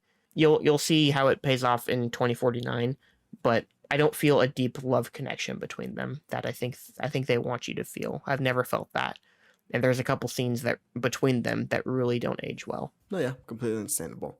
Outside of Blade Runner, this is going to sound really weird, but I've been watching a lot of YouTube clips of musicals because next week, it's the big release. In the Heights comes out on Blu-ray. So I've been spending pretty much this entire week just going through musical clips. Cynthia Erivo, you know her, right? I've heard of her, yeah. Cynthia Erivo was in Bad Times at the El Royale. Yes, okay, I've seen her in that. She was also Harriet in that movie, Harriet. She's been in a lot of other things, but she's a Broadway actress, and she did these performances of songs from the musical and the movie The Last 5 Years, which I had seen for the first time earlier this year. It's a really beautiful musical, but it's really sad. The basic premise of it is it follows a relationship of 2 people over 5 years and going through the ups and downs of it. But she does these performances of 2 songs in particular, which is the first song, Still Hurting, and then the last song, I Can Do Better Than That. and she does these two performances, and she's just incredible. Outside of her acting abilities, I just understand the complete love for her. She's incredible. Put her in more things, please, which is good because they are. If I ever do get a chance to see her, I will go see her because she's just incredible. Mm-hmm. Outside of that, I've been watching clips from, you guessed it, In the Heights. Whoa. Wow, who could have guessed? It's not like it's my Never saw it coming. It's my favorite movie of the year so far. Mitchell's versus the Machines, you're a close like second or third. But In the Heights, I've talked about it at length on various channels. I just absolutely love the film. Outside of the film, I've also been watching musical clips and clips from the reunion that I've seen 1,000 times before. The music, the performances, all the chemistry, it all just works for me so much. And I mean, for me personally, I just have a lot of pride in that project for what it has done for a lot of people of Latin descent. It's so good. It's incredible. I can just go on doing the classic Instagram or Twitter reaction of saying like, it's an incredible film, it's jaw-dropping, it's life-changing, life-defining, all those other things. But for me, it brings me back to a time when I first found the musical and just sort of finding something that was made for me. A lot of people will say like, oh, it's made for people that aren't of Latin descent and all these other things. But when I look at the story and I look at a lot of the characters, that's my family members. Those are my like people that I've grown up with. Those are people that I go see when I go traveling and all this other stuff. And so it's just a little slice of where I'm from. And for me, it's a good reminder to always have with me. Yeah. I'm a fan of it. I saw the movie. I've seen the movie a few times. At Vintage Stock, a recurring bit in this episode. One of the vinyls I bought was the soundtrack of the movie. It was pretty expensive, but luckily I had a bunch of store credit that offset it, so I was able to get it for pretty cheap. I haven't listened to it yet, but I'm probably going to break it out in the next week or so. And I don't want to talk too much about it because we are planning to talk about it a bit more in depth next week. Yeah, next week. We're hoping to have a guest on next week to talk about it with us. Yep. Fingers crossed. Yes, we're probably going to end up doing it on a Wednesday again because the film comes out on a Tuesday. So we'll see the way that our schedules work. But I'd like to have it, sometime next week with our guest. Yes. And the final thing that I watched, which isn't a whole lot, which will lead us to our final discussion, was I watched I, Tonya for my editing class in college. Oh. Okay, I remember you saying the other day that you watched it. I didn't know why you watched it. Yeah, so I'm not the biggest sports fan in general, but I love me a good sports movie. Remember the Titans? Ooh. Rudy? Ooh. The Longest Yard Bangers. Starring Adam Sandler? Ooh. Benchwarmers? Ooh. Ooh. Oh, you got me with Benchwarmers. I love Benchwarmers back in the day. I actually do enjoy Benchwarmers, but I had never seen I, Tonya. I knew the kind of premise of her being in trouble for hurting Nancy Kerrigan. That's pretty much all I had heard of going into the movie. But there were a lot of things that I didn't know going in. Like, I didn't know how much it would actually break the fourth wall, all the different narrators that were in the film. So when it started off, I actually was really into the whole, oh, I'm this person and this was my experience. Oh, I'm this person, this was my experience. The one person that stood out was Bobby Cannavale. Why was he in the movie? Huh, really? I don't like. No, I like know. Bobby Cannavale. He's great in Chef. Cody, watch Chef. I don't think you're watching this, but watch Chef. I like Bobby Cannavale. I really do. I get his purpose, but I don't know if it was like the hair or the beard or like I don't want to say like the coloring on his skin, but looks like his skin was darker. Like I don't know what it was, but he just like stood out as like, oh, that's someone playing someone. Allison Janney, I was trying to put my like finger on it for a long time. I'm like, I know who this is. Who is it? Who is it? It was Allison Janney. She gave a great performance in that film as Tanya's mother. Oh my God. It was so good. Sebastian Stan, I also didn't know was in the movie, knowing him mostly as Bucky, but also knowing him from other things like The Devil All the Time or some of his other films that he's done. it was an interesting role. There was a joke that they bring up earlier where he's like, I was a name for the longest time. If you got kneecapped by this or that, it was called whatever, Jeffing or whatever his name was. He's like, and I'll never be able to apologize for that mustache. And I like how 90% of the movie he's in that stupid mustache. For me, is just like a funny detail. And then obviously the big star was Margot Robbie. I think she does a good job. I think she does a lot of the emotional stuff really well.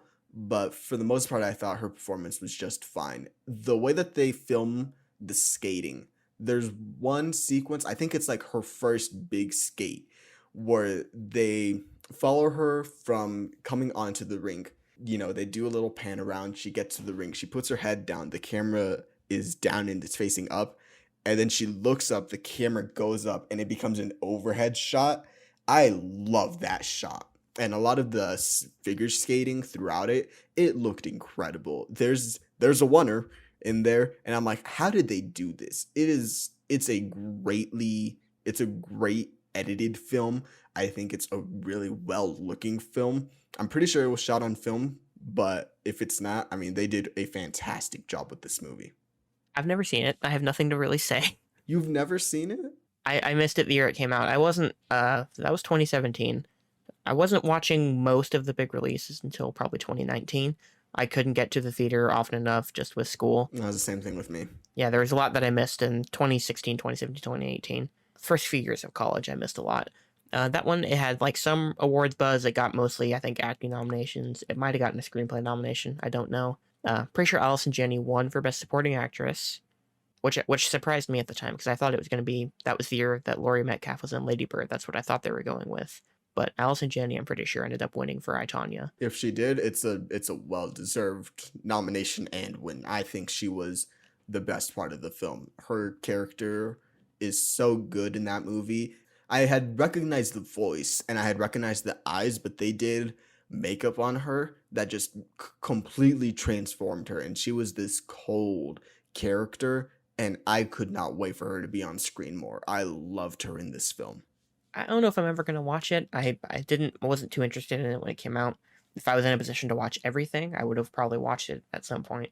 But it feels like as a whole, at least in the collective memory of everybody, it sort of came and went pretty quickly.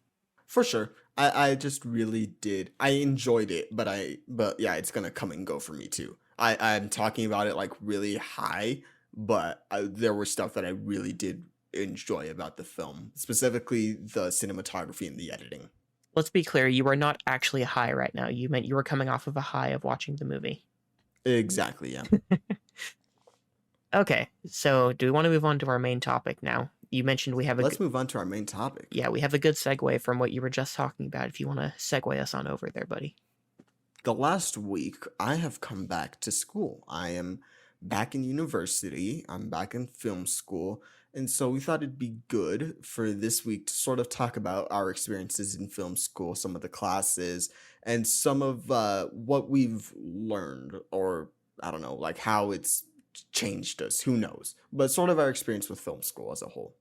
Yeah, this was an idea that I had just because this was something that kind of bonded us early on when we were first becoming friends, but we didn't talk about it in too great of detail.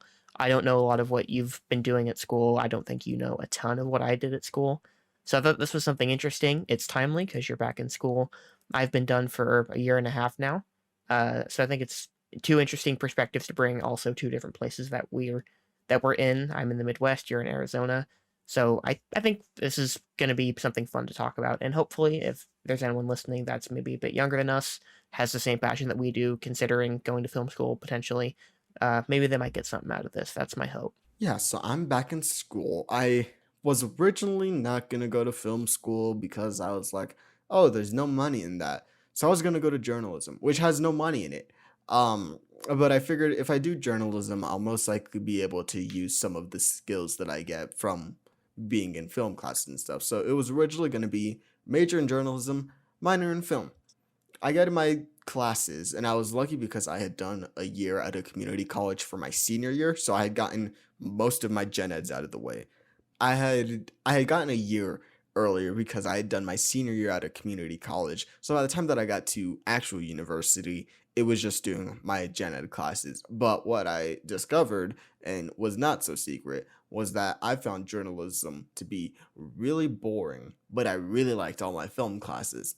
So I decided, all right, screw this. We're switching. We're going film school and we're doing JLS as a minor. So currently I'm a film student major, creative or a journalism minor with an emphasis in fiction, because you have to have an emphasis. So my first year, I wasn't doing a whole lot. Well, that's not true. I had done a like cinema, because you have two different films. You have creative media and film, which is actual like filmmaking, and then you have cinema courses, which are more like the history and critiques of cinema and and all that other stuff. So I had taken a cinema class and then a couple of creative media and film classes. And so what I really found that I enjoyed about it was I just enjoyed A, being behind a camera, but B, being able to telling a story in whatever way I found possible.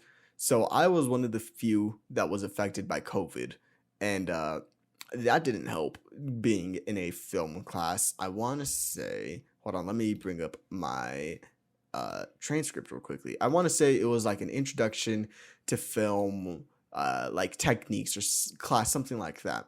So I had done my first completely shot, edited, color graded, all that stuff. It was a short video essay about Star Wars and what it meant to me, because of course it was, because of course Star Wars has a big effect on me. Um, but I had done that, and then by the time that it was time to do our final, we were back home because of COVID. So I was not happy. I ended up doing a sock puppet film about toilet paper shortages. My class was Introduction to Filmmaking. That's literally what it was called. All right, so it was Introduction to Filmmaking. Mm-hmm. I had that one, and then I had cinematic storytelling, which were both a lot of the techniques that were used. I remember cinematic storytelling was much more of listen to the sound, look at the way that this person is using the camera. How is this person affecting this way? And so that was really a good as two basic ones. By the time that we got to the fall of 2020, it was pretty much entirely my CMF courses, creative media and film. So I had an introduction to media studies and screenwriting. Screenwriting I liked, but I'm not proud in what I produced, but I do have stories that I did want to tell that I was able to sort of start to actualize in that class. And then media studies was much more of the, oh, let's talk about the male gaze. Let's talk about Freud theory. Let's talk about all these other things that are really boring, in my opinion. I'm much more of a hands-on person. But what I really liked about film school, or am liking about film school, is two classes. One of them was studio production. The other one was a creative media workshop. So starting off with studio production, that was being inside a new studio. So I got to work with specific like lights, specific cameras, microphones, working with the boards that will switch graphics and stuff. It was news mostly. I mean, I come from that background. My dad works in the news, so I had already seen some of that stuff when I had shadowed.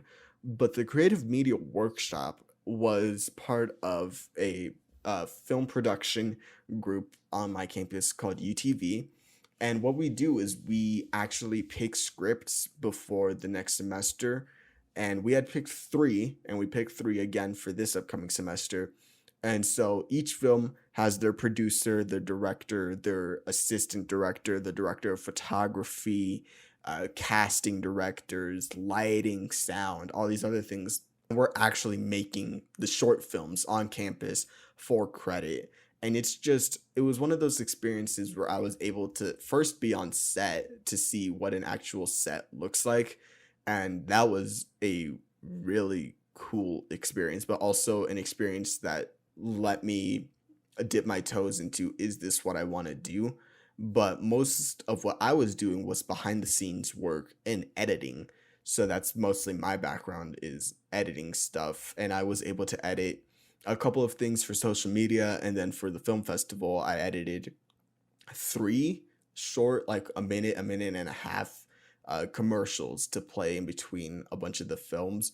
And it was one of those experiences of starting off really, honestly, starting off cocky, then getting really torn down with all the cuts that I had to do of just not being proud of anything, to by the end being really proud of what I had done, and just hearing stuff like my parents say, "Oh, I'm really proud of what you did. You did really good." And those are the kinds of the things that I have been taking away, is just being broken down, but being brought up by when you actually do something of quality that you can say, this was not terrible. And that's sort of my whole background with film school. Yeah. You'll hear a lot of echoes from the story that I'm about to tell. So I am, like I said, I'm a year and a half out of film school. I graduated officially after May of 2020. I actually did the graduation ceremony this year. So I started in fall of 2016. I graduated from high school in 2016. I went to the University of Kansas, KU, in Lawrence, Kansas. It was known for its film program. That's also the team that we grew up loving, because they have a great basketball team here and all that. It's only an hour from where I live, so it was convenient enough. And by far, of all the places in the area, it had the best film program. There are certain places I was eyeing, like Full Sail University in Orlando. I would have loved to go there if the chips fell where they did, but I didn't have enough. I wasn't mature enough to be able to handle living on my own at that time, and I would have had to move far, far away from home for that. So I ended up settling on KU. It was the only place I ever visited. And my freshman year, I guess before I get to that, in high school was where I developed my love for filmmaking.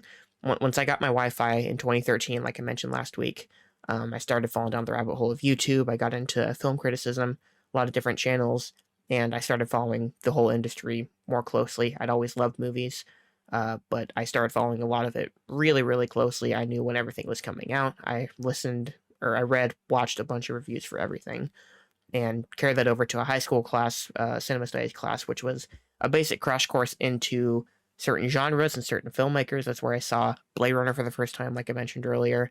I saw a lot of Wes Anderson movies. I saw a lot of Kubrick movies, and more stuff than that. But those were my main takeaways, and it affirmed to me that this was what I was interested in my junior year of high school. So then I was officially going to KU after that. Freshman year, I didn't do much, sort of like you.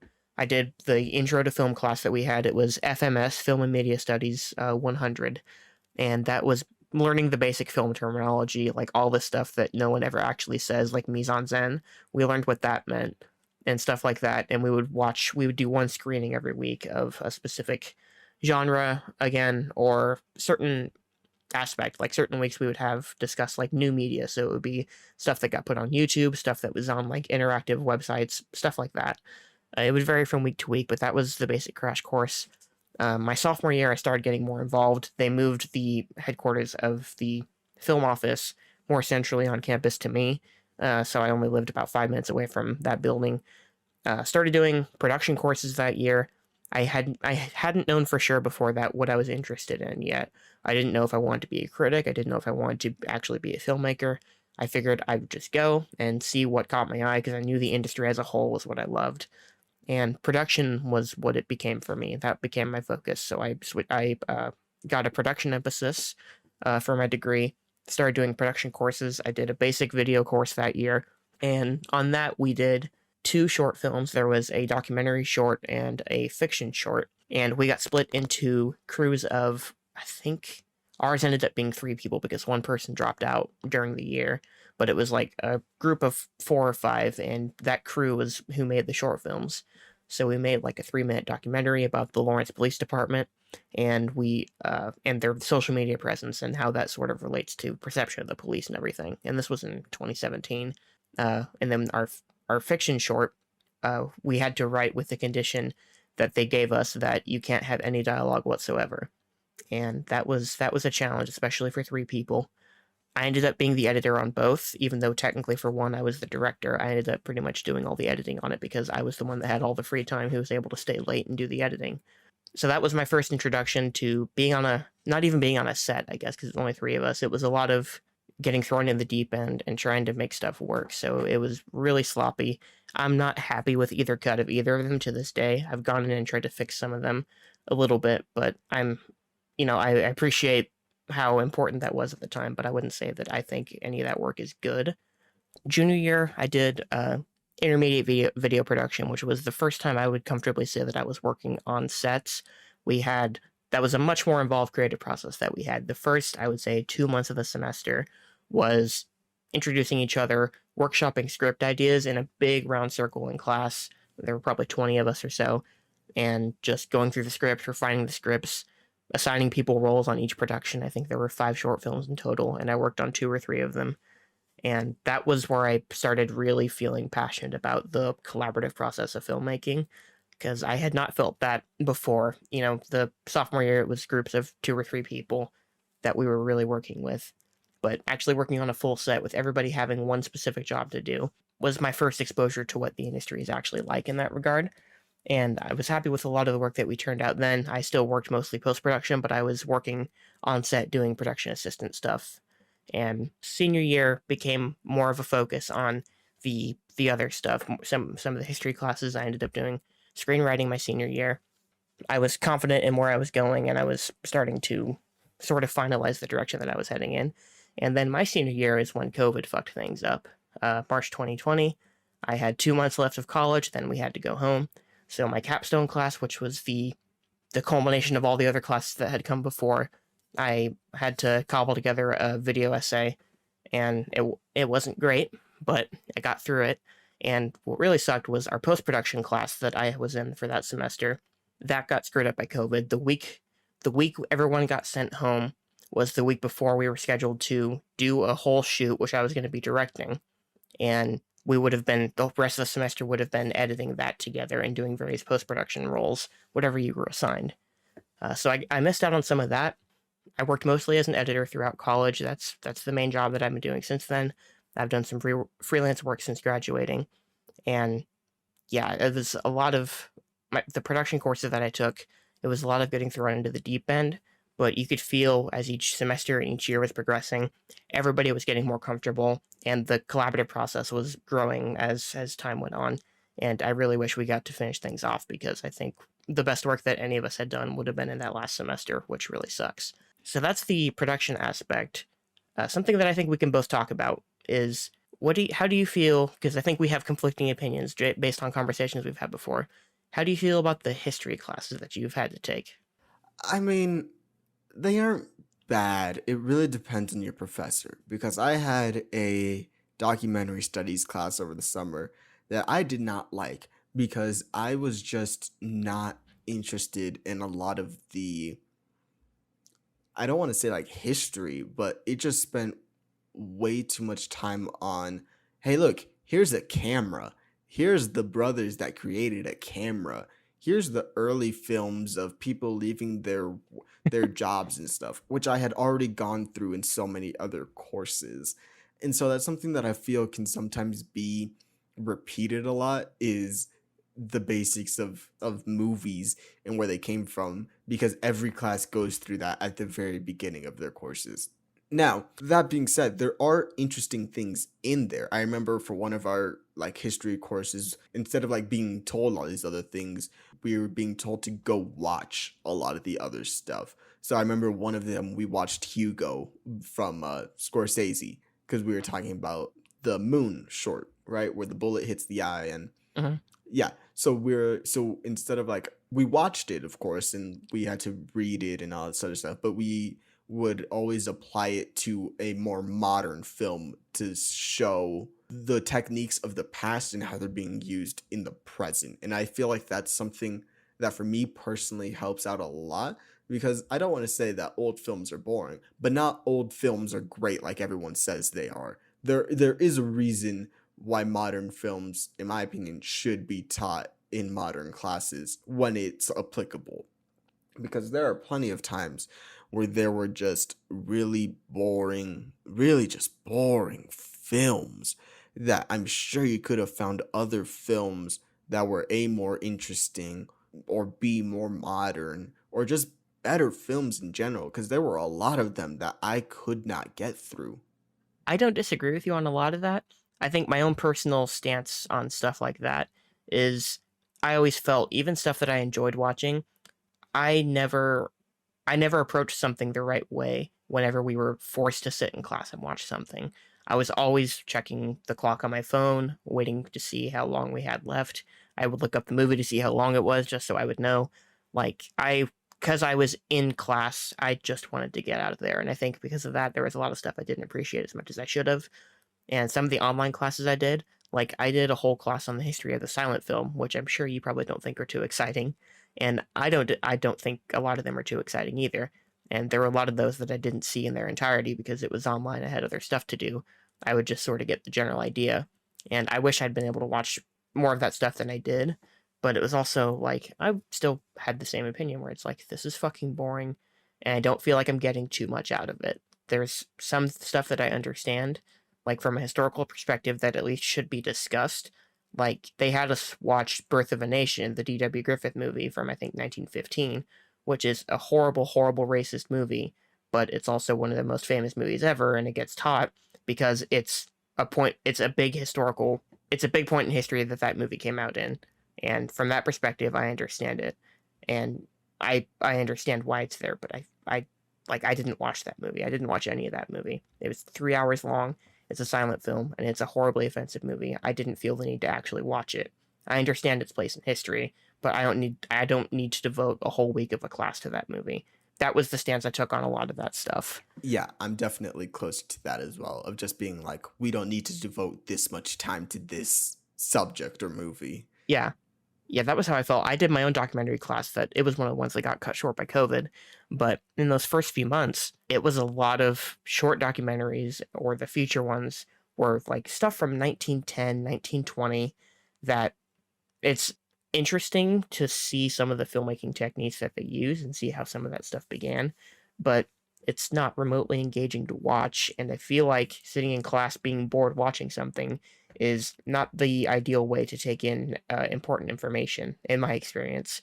I feel like a lot of stuff that I watched throughout film school just sort of went in one ear and out the other for me. And again, as it will be a recurring theme for me, I wish I'd been able to get more out of some of that stuff. But I think just being bored, you're not going to act. I mean, by its nature, boredom is you not paying attention to the thing that is trying to engage you. I think there was a lot more that I could have gotten out of the classes if I'd been able to stay engaged. And I think the approach that a lot of those history and theory classes take is not an engaging one in the slightest. I agree with that. I don't think that the history is boring. I really just do think it's the way that courses are structured. Because we had one course that was like intro to, oh wait, I have it right here. Introduction to Media Studies, I believe is what it was. So instead of, like, we did read a book and all this other stuff, but you know what our teacher would do? He would put on YouTube videos of people explaining them easier, more modern. I guess modern is the word. It was accessible to a lot of people, whereas I feel like a lot of the other courses are traditional, boring. All right, we're going to spend 4 weeks looking at silent films and how they change cinema. And it's like, okay, but we don't need to do that. I don't want to say we don't need to do that.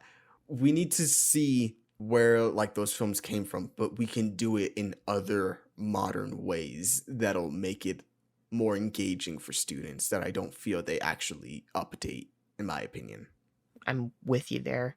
I I understand the approach, and I'm sure for a lot of people it's effective, but I've never been a textbook person. Like if I'm assigned to read a textbook passage about the thing we're going to be discussing in class, I might skim it just to know what we're talking about. But especially in production classes, I'm like, just let me be on set and do what you need me to do. Like looking at a book, I'm not going to retain all this stuff. It's not the same as looking at a camera setup, looking at lights setup, and all that. Actually working on set with the equipment is how I'm going to learn, and I can get some very basic knowledge out of a book, but I feel like stuff like that was where it really wasn't effective. Yeah, and there's a quote from Scorsese. Listen, I dunk on Scorsese a lot. I love Marty. Marty makes great films. He's a great actor in Shark Tale. Classic. It's his all-time best. It's his best movie. But there's this great Uh-huh. quote from him where he says, like, we didn't go to film school to learn how to make films. We went to film school to get our hands on the equipment. And I definitely feel like that's always my favorite part of coming back to school, is being able to play with the equipment. Because I remember my first year, I was just going with like a Canon 60D or whatever. Then last semester, I was able to go with C200s and some Black Magics. And so like this semester, I'm going to be able to do the same thing in certain cases and being able to actually get my hands on the equipment to use it. And it's just really, I really like that quote from him because he says like straight up, he's like, you don't go to film school to learn how to make a film. Either you have it in you or you don't. You go there to get your hands on the equipment. And I feel like that's definitely been my experience of that. I'm not here, like, I don't want to say I'm not here to learn, but I'm here to, make movies. I'm here to get my hands on equipment, go out on set, meet people, and start making some cool stuff. Yeah, you're there to do. You're not there to learn how. You're not there to read about how to do. You're there to do. Yeah. And I think film school often loses sight of that. For me, when I went, I was sort of in that in the mode that he was talking about, where I'm like, I want to learn how to make movies, and I was really unsure of myself when I first went there because I didn't know what area I wanted to go down. There was a point in my like high school years when I wanted to be a critic because YouTube critics inspired me so much to get into movies that I'm like, I want this to be my life. I want to write about movies or talk about into a camera, into a microphone, and get paid for it. Go see movies early, all that stuff. That sounded fine to me, but I got that creative itch as time went on, and film school seemed like actual production seemed like the path for me. And as time went on, I got more comfortable with the equipment, especially using Adobe Premiere for editing. That became my focus. By the time junior year rolled around and we were doing more serious productions, I signed up to be an editor on everything that I could just because I wanted the experience. And I could feel as time went on, the inspiration was growing. And certain classes were more interesting than others. But junior year and senior year was when I was really starting to feel confident. And I think a lot of that was something else we can talk about. You hear a lot about the importance of networking when you're in college from professors, from my parents especially. I heard it a lot just because I've always been kind of shy. I'm not the easiest person to approach, and I get a little nervous around people I don't know. And especially in junior year and senior year, when I was in the same classes with the same people, started forming some relationships and being comfortable with people, so that everybody knew what each other's skills were. You could collaborate more. You could be more efficient because everybody had something they were good at, and that's where it started getting really fun. When everyone's there to do a job, but the passion is there from everybody, it's a really fun environment to be in. I love being on set. I love working with directors in post production so we can work together to meet in the middle and make something the best it can be. And I've only made one like really really worthwhile friend from film school. Taylor, if you're listening, hello. He's the only one I still talk to regularly. That actually making friends to do stuff with is the best thing in the world. Like a couple months ago, the little short film that I had been working on that I've abandoned for the time being, but I'm going to get back to at some point. I did with friends from high school who know nothing about movies, and just hearing them offer little ideas about the short film I was doing reminded me how much I loved being on set in film school, even though it wasn't the same. That's what I love more than anything, that collaborative process with people. Yeah, and I definitely agree with that because in high school, instead of like doing book reports and stuff, what we would do is we would negotiate with the teacher to let us do short films about the books and then like have less to do like of the actual stuff because we were shooting, editing, writing, acting, all that other stuff. So it was fun because I tried to take it seriously, as much as I could. But like at the same time when you're just there making stuff with friends, there's nothing like it. So when I did go to school, I didn't have anyone. And I'm like, contrary to whatever I portray in this podcast, I am definitely like closer to you where I'm a lot shyer. I don't like reach out to a lot of people. I don't make myself super known. But the interesting thing is that because of COVID, I was able to actually do that because in one of my classes, I got really bored. And so I just started changing my background to different TV episodes. So people would just start being like, oh, can you play this TV episode? And I was like, all right, I got you next time. So it would be like an episode of Phineas and Ferb or an episode of like Star Wars Clone Wars or whatever and all this other stuff. One time the teacher noticed and he was like, all right, so it looks like Emmanuel's going to get an A because he definitely knows everything that we're talking about. I did end up getting an A in that class. I wrote a 5 to 6 page paper about the Kung Fu Panda trilogy and I won him over. I'm incredible. No, I'm kidding. I'm not You that are you like are high. incredible. I'll say it for you. But I did actually write that paper about Kung Fu Panda, and he was literally just like, I don't really like animation films, but because of your enthusiasm with this paper, it makes me want to go and rewatch them. That's the highest praise I can give. I'm like, I will take that. Yeah. I'm also a little bit of an overachiever when it comes to stuff like that. But point is, I made myself known through COVID because I'm much more, I guess, easy to approach on the internet than in person because I'm a lot more awkward and stuff. But I recently had a meeting on Sunday for a position with the film production class that I'll talk about next week because this episode's, getting long. I feel like we're coming to a natural conclusion with stuff. But I got to be with people that I quote unquote knew, but didn't really have a relationship with.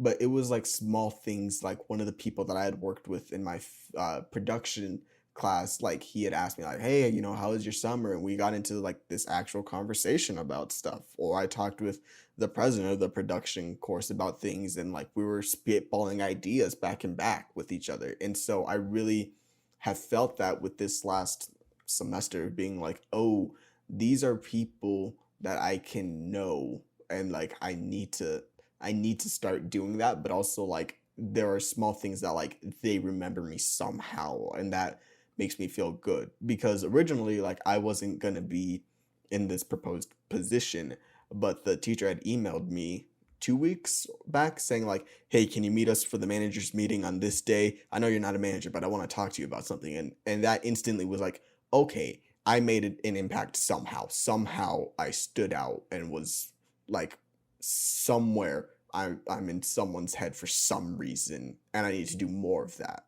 Yeah. At least for me personally. And so those are kind of the things of like, I need to remember that it's like not remember that it's like a team effort, but remember that I have to put in as much effort as I want to get out of it. Yeah, I wish I had more of that approach.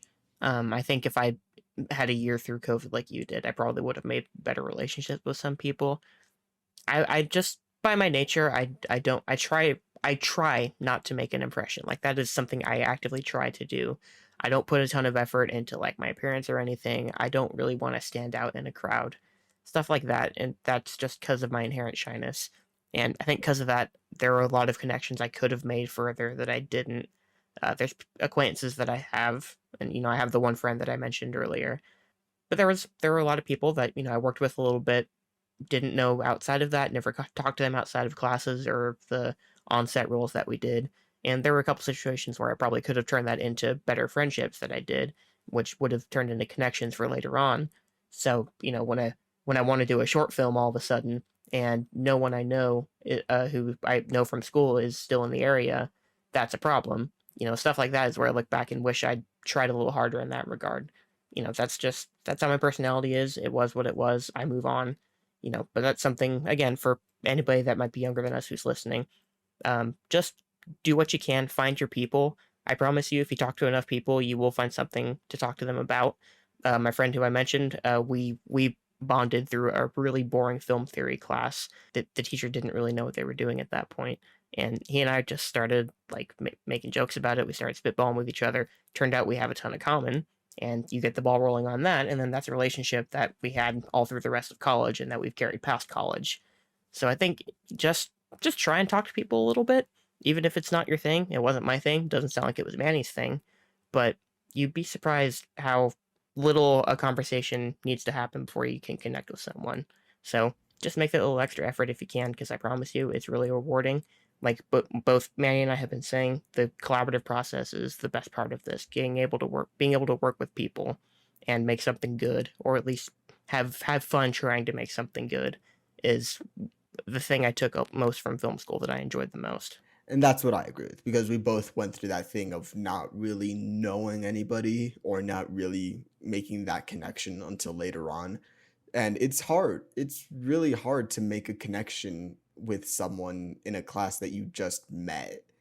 But sometimes it's a little thing like saying hi, or with the digital age, changing your background somehow. Because those were things that somehow made one of us stand out in one way or another. But I completely agree with everything he said. It's not always going to be happy go lucky whenever you're trying to do something. But when you do find a connection or somebody that you work with really well, it just becomes something way more fun that can lead into further projects with each other. Yeah, it's inherently a collaborative business. If you want to work in the business, you'll have to work with a lot of people. So in a way, look at film school as good practice for that. Start talking to people if you can. If you can get yourself up to it. I would say talk to your teachers as well. Not all of them are going to be the most valuable resources, but a lot of them know a lot. Like my screenwriting class was with an Oscar winner, and just picking his brain a little bit and the few conversations I had with him was really fascinating, really eye opening. That whole class. If I want to segue to the last topic I wanted to talk about here, the screenwriting class in particular sort of changed my approach into how I view movies. So I wanted to ask you, how do you feel like film school has changed the way that you look at movies?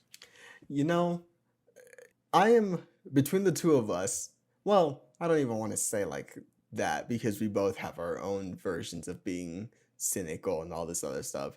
But I've definitely become much more, I don't want to say jaded, but I definitely notice a lot of things more than I usually would.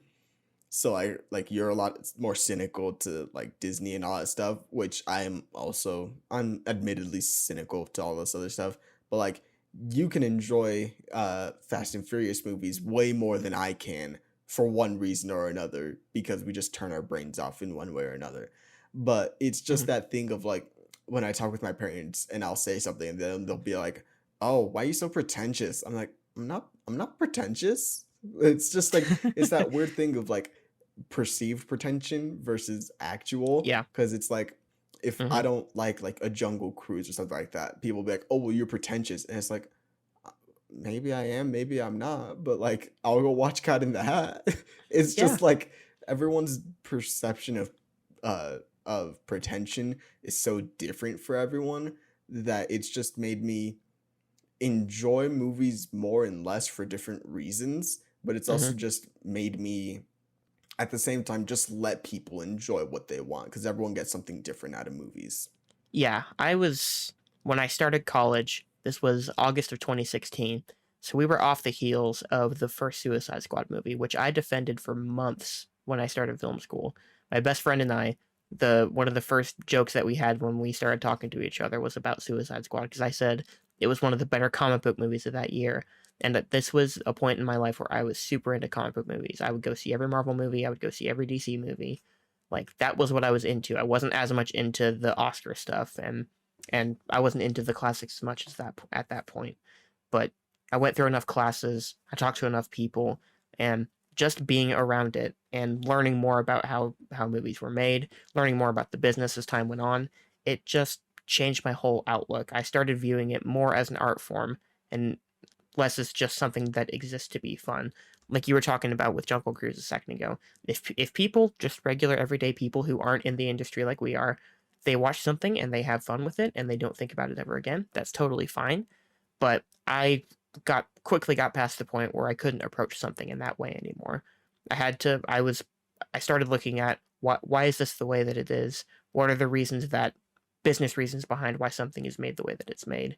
And I start approaching things more from an artistic standpoint. Like I was having a conversation just today with my best friend, and we were talking about blockbusters back in the 2000s versus blockbusters today. And I took the stance that I would much rather a movie take a swing and miss greatly than just be the same movie that we keep seeing. And I use Jungle Cruise as an example for that. But like, I would much rather see something try to do something interesting, unique, different, whatever word you want to use for it, than just be another movie that comes out. Because I used to defend Disney movies a lot, and I was like, well, at least at the bare minimum, they won't be terrible. Like the acting will be good and stuff like that. But I got past that point because to me, I need more than that at this point. I need a level of earnestness that I don't think I get from super rigidly produced corporate filmmaking that we get today. And I think that's how my approach has changed a lot. And I think school's been responsible for that, and also a lot of the people that I follow online have helped me approach things in a different way. And I think it's a more positive way for me to approach things. There we have it. Ladies and gentlemen, this has been another episode of Nick and Manny's Infinite Podcast. We went longer again this week. We had a lot of good conversations about film school. We did, and I could have easily gone another hour. There was some stuff I was going to mention that I did not. Another time. Maybe when you graduate, we'll do a full retrospective. If we're here. We're an infinite podcast, so we will be here. Exactly. The show ends when we die. Nick, tell them where to find you. All right, folks, you can find me on Twitter and on Instagram at Reeves_117. I said I'd be posting on Instagram more, and so far that's been a lie, but maybe in the next week I'll post something on there. And you can follow me over on Twitter at Star Wars Nerd 9. I have a giant squirrel as my profile photo, so you can go follow me there, where I promote everything regarding this podcast. Once again, you can follow us over on anchor.fm/infinite-podcast, Spotify, Apple Podcasts, a bunch of other ones. We keep talking about potentially starting a YouTube channel. That would not be very exciting, but stay tuned for those of you that want that version of it. That's going to be it for this week. We hope you have a great week, and we'll be here again next week, hopefully. See you next week, everybody.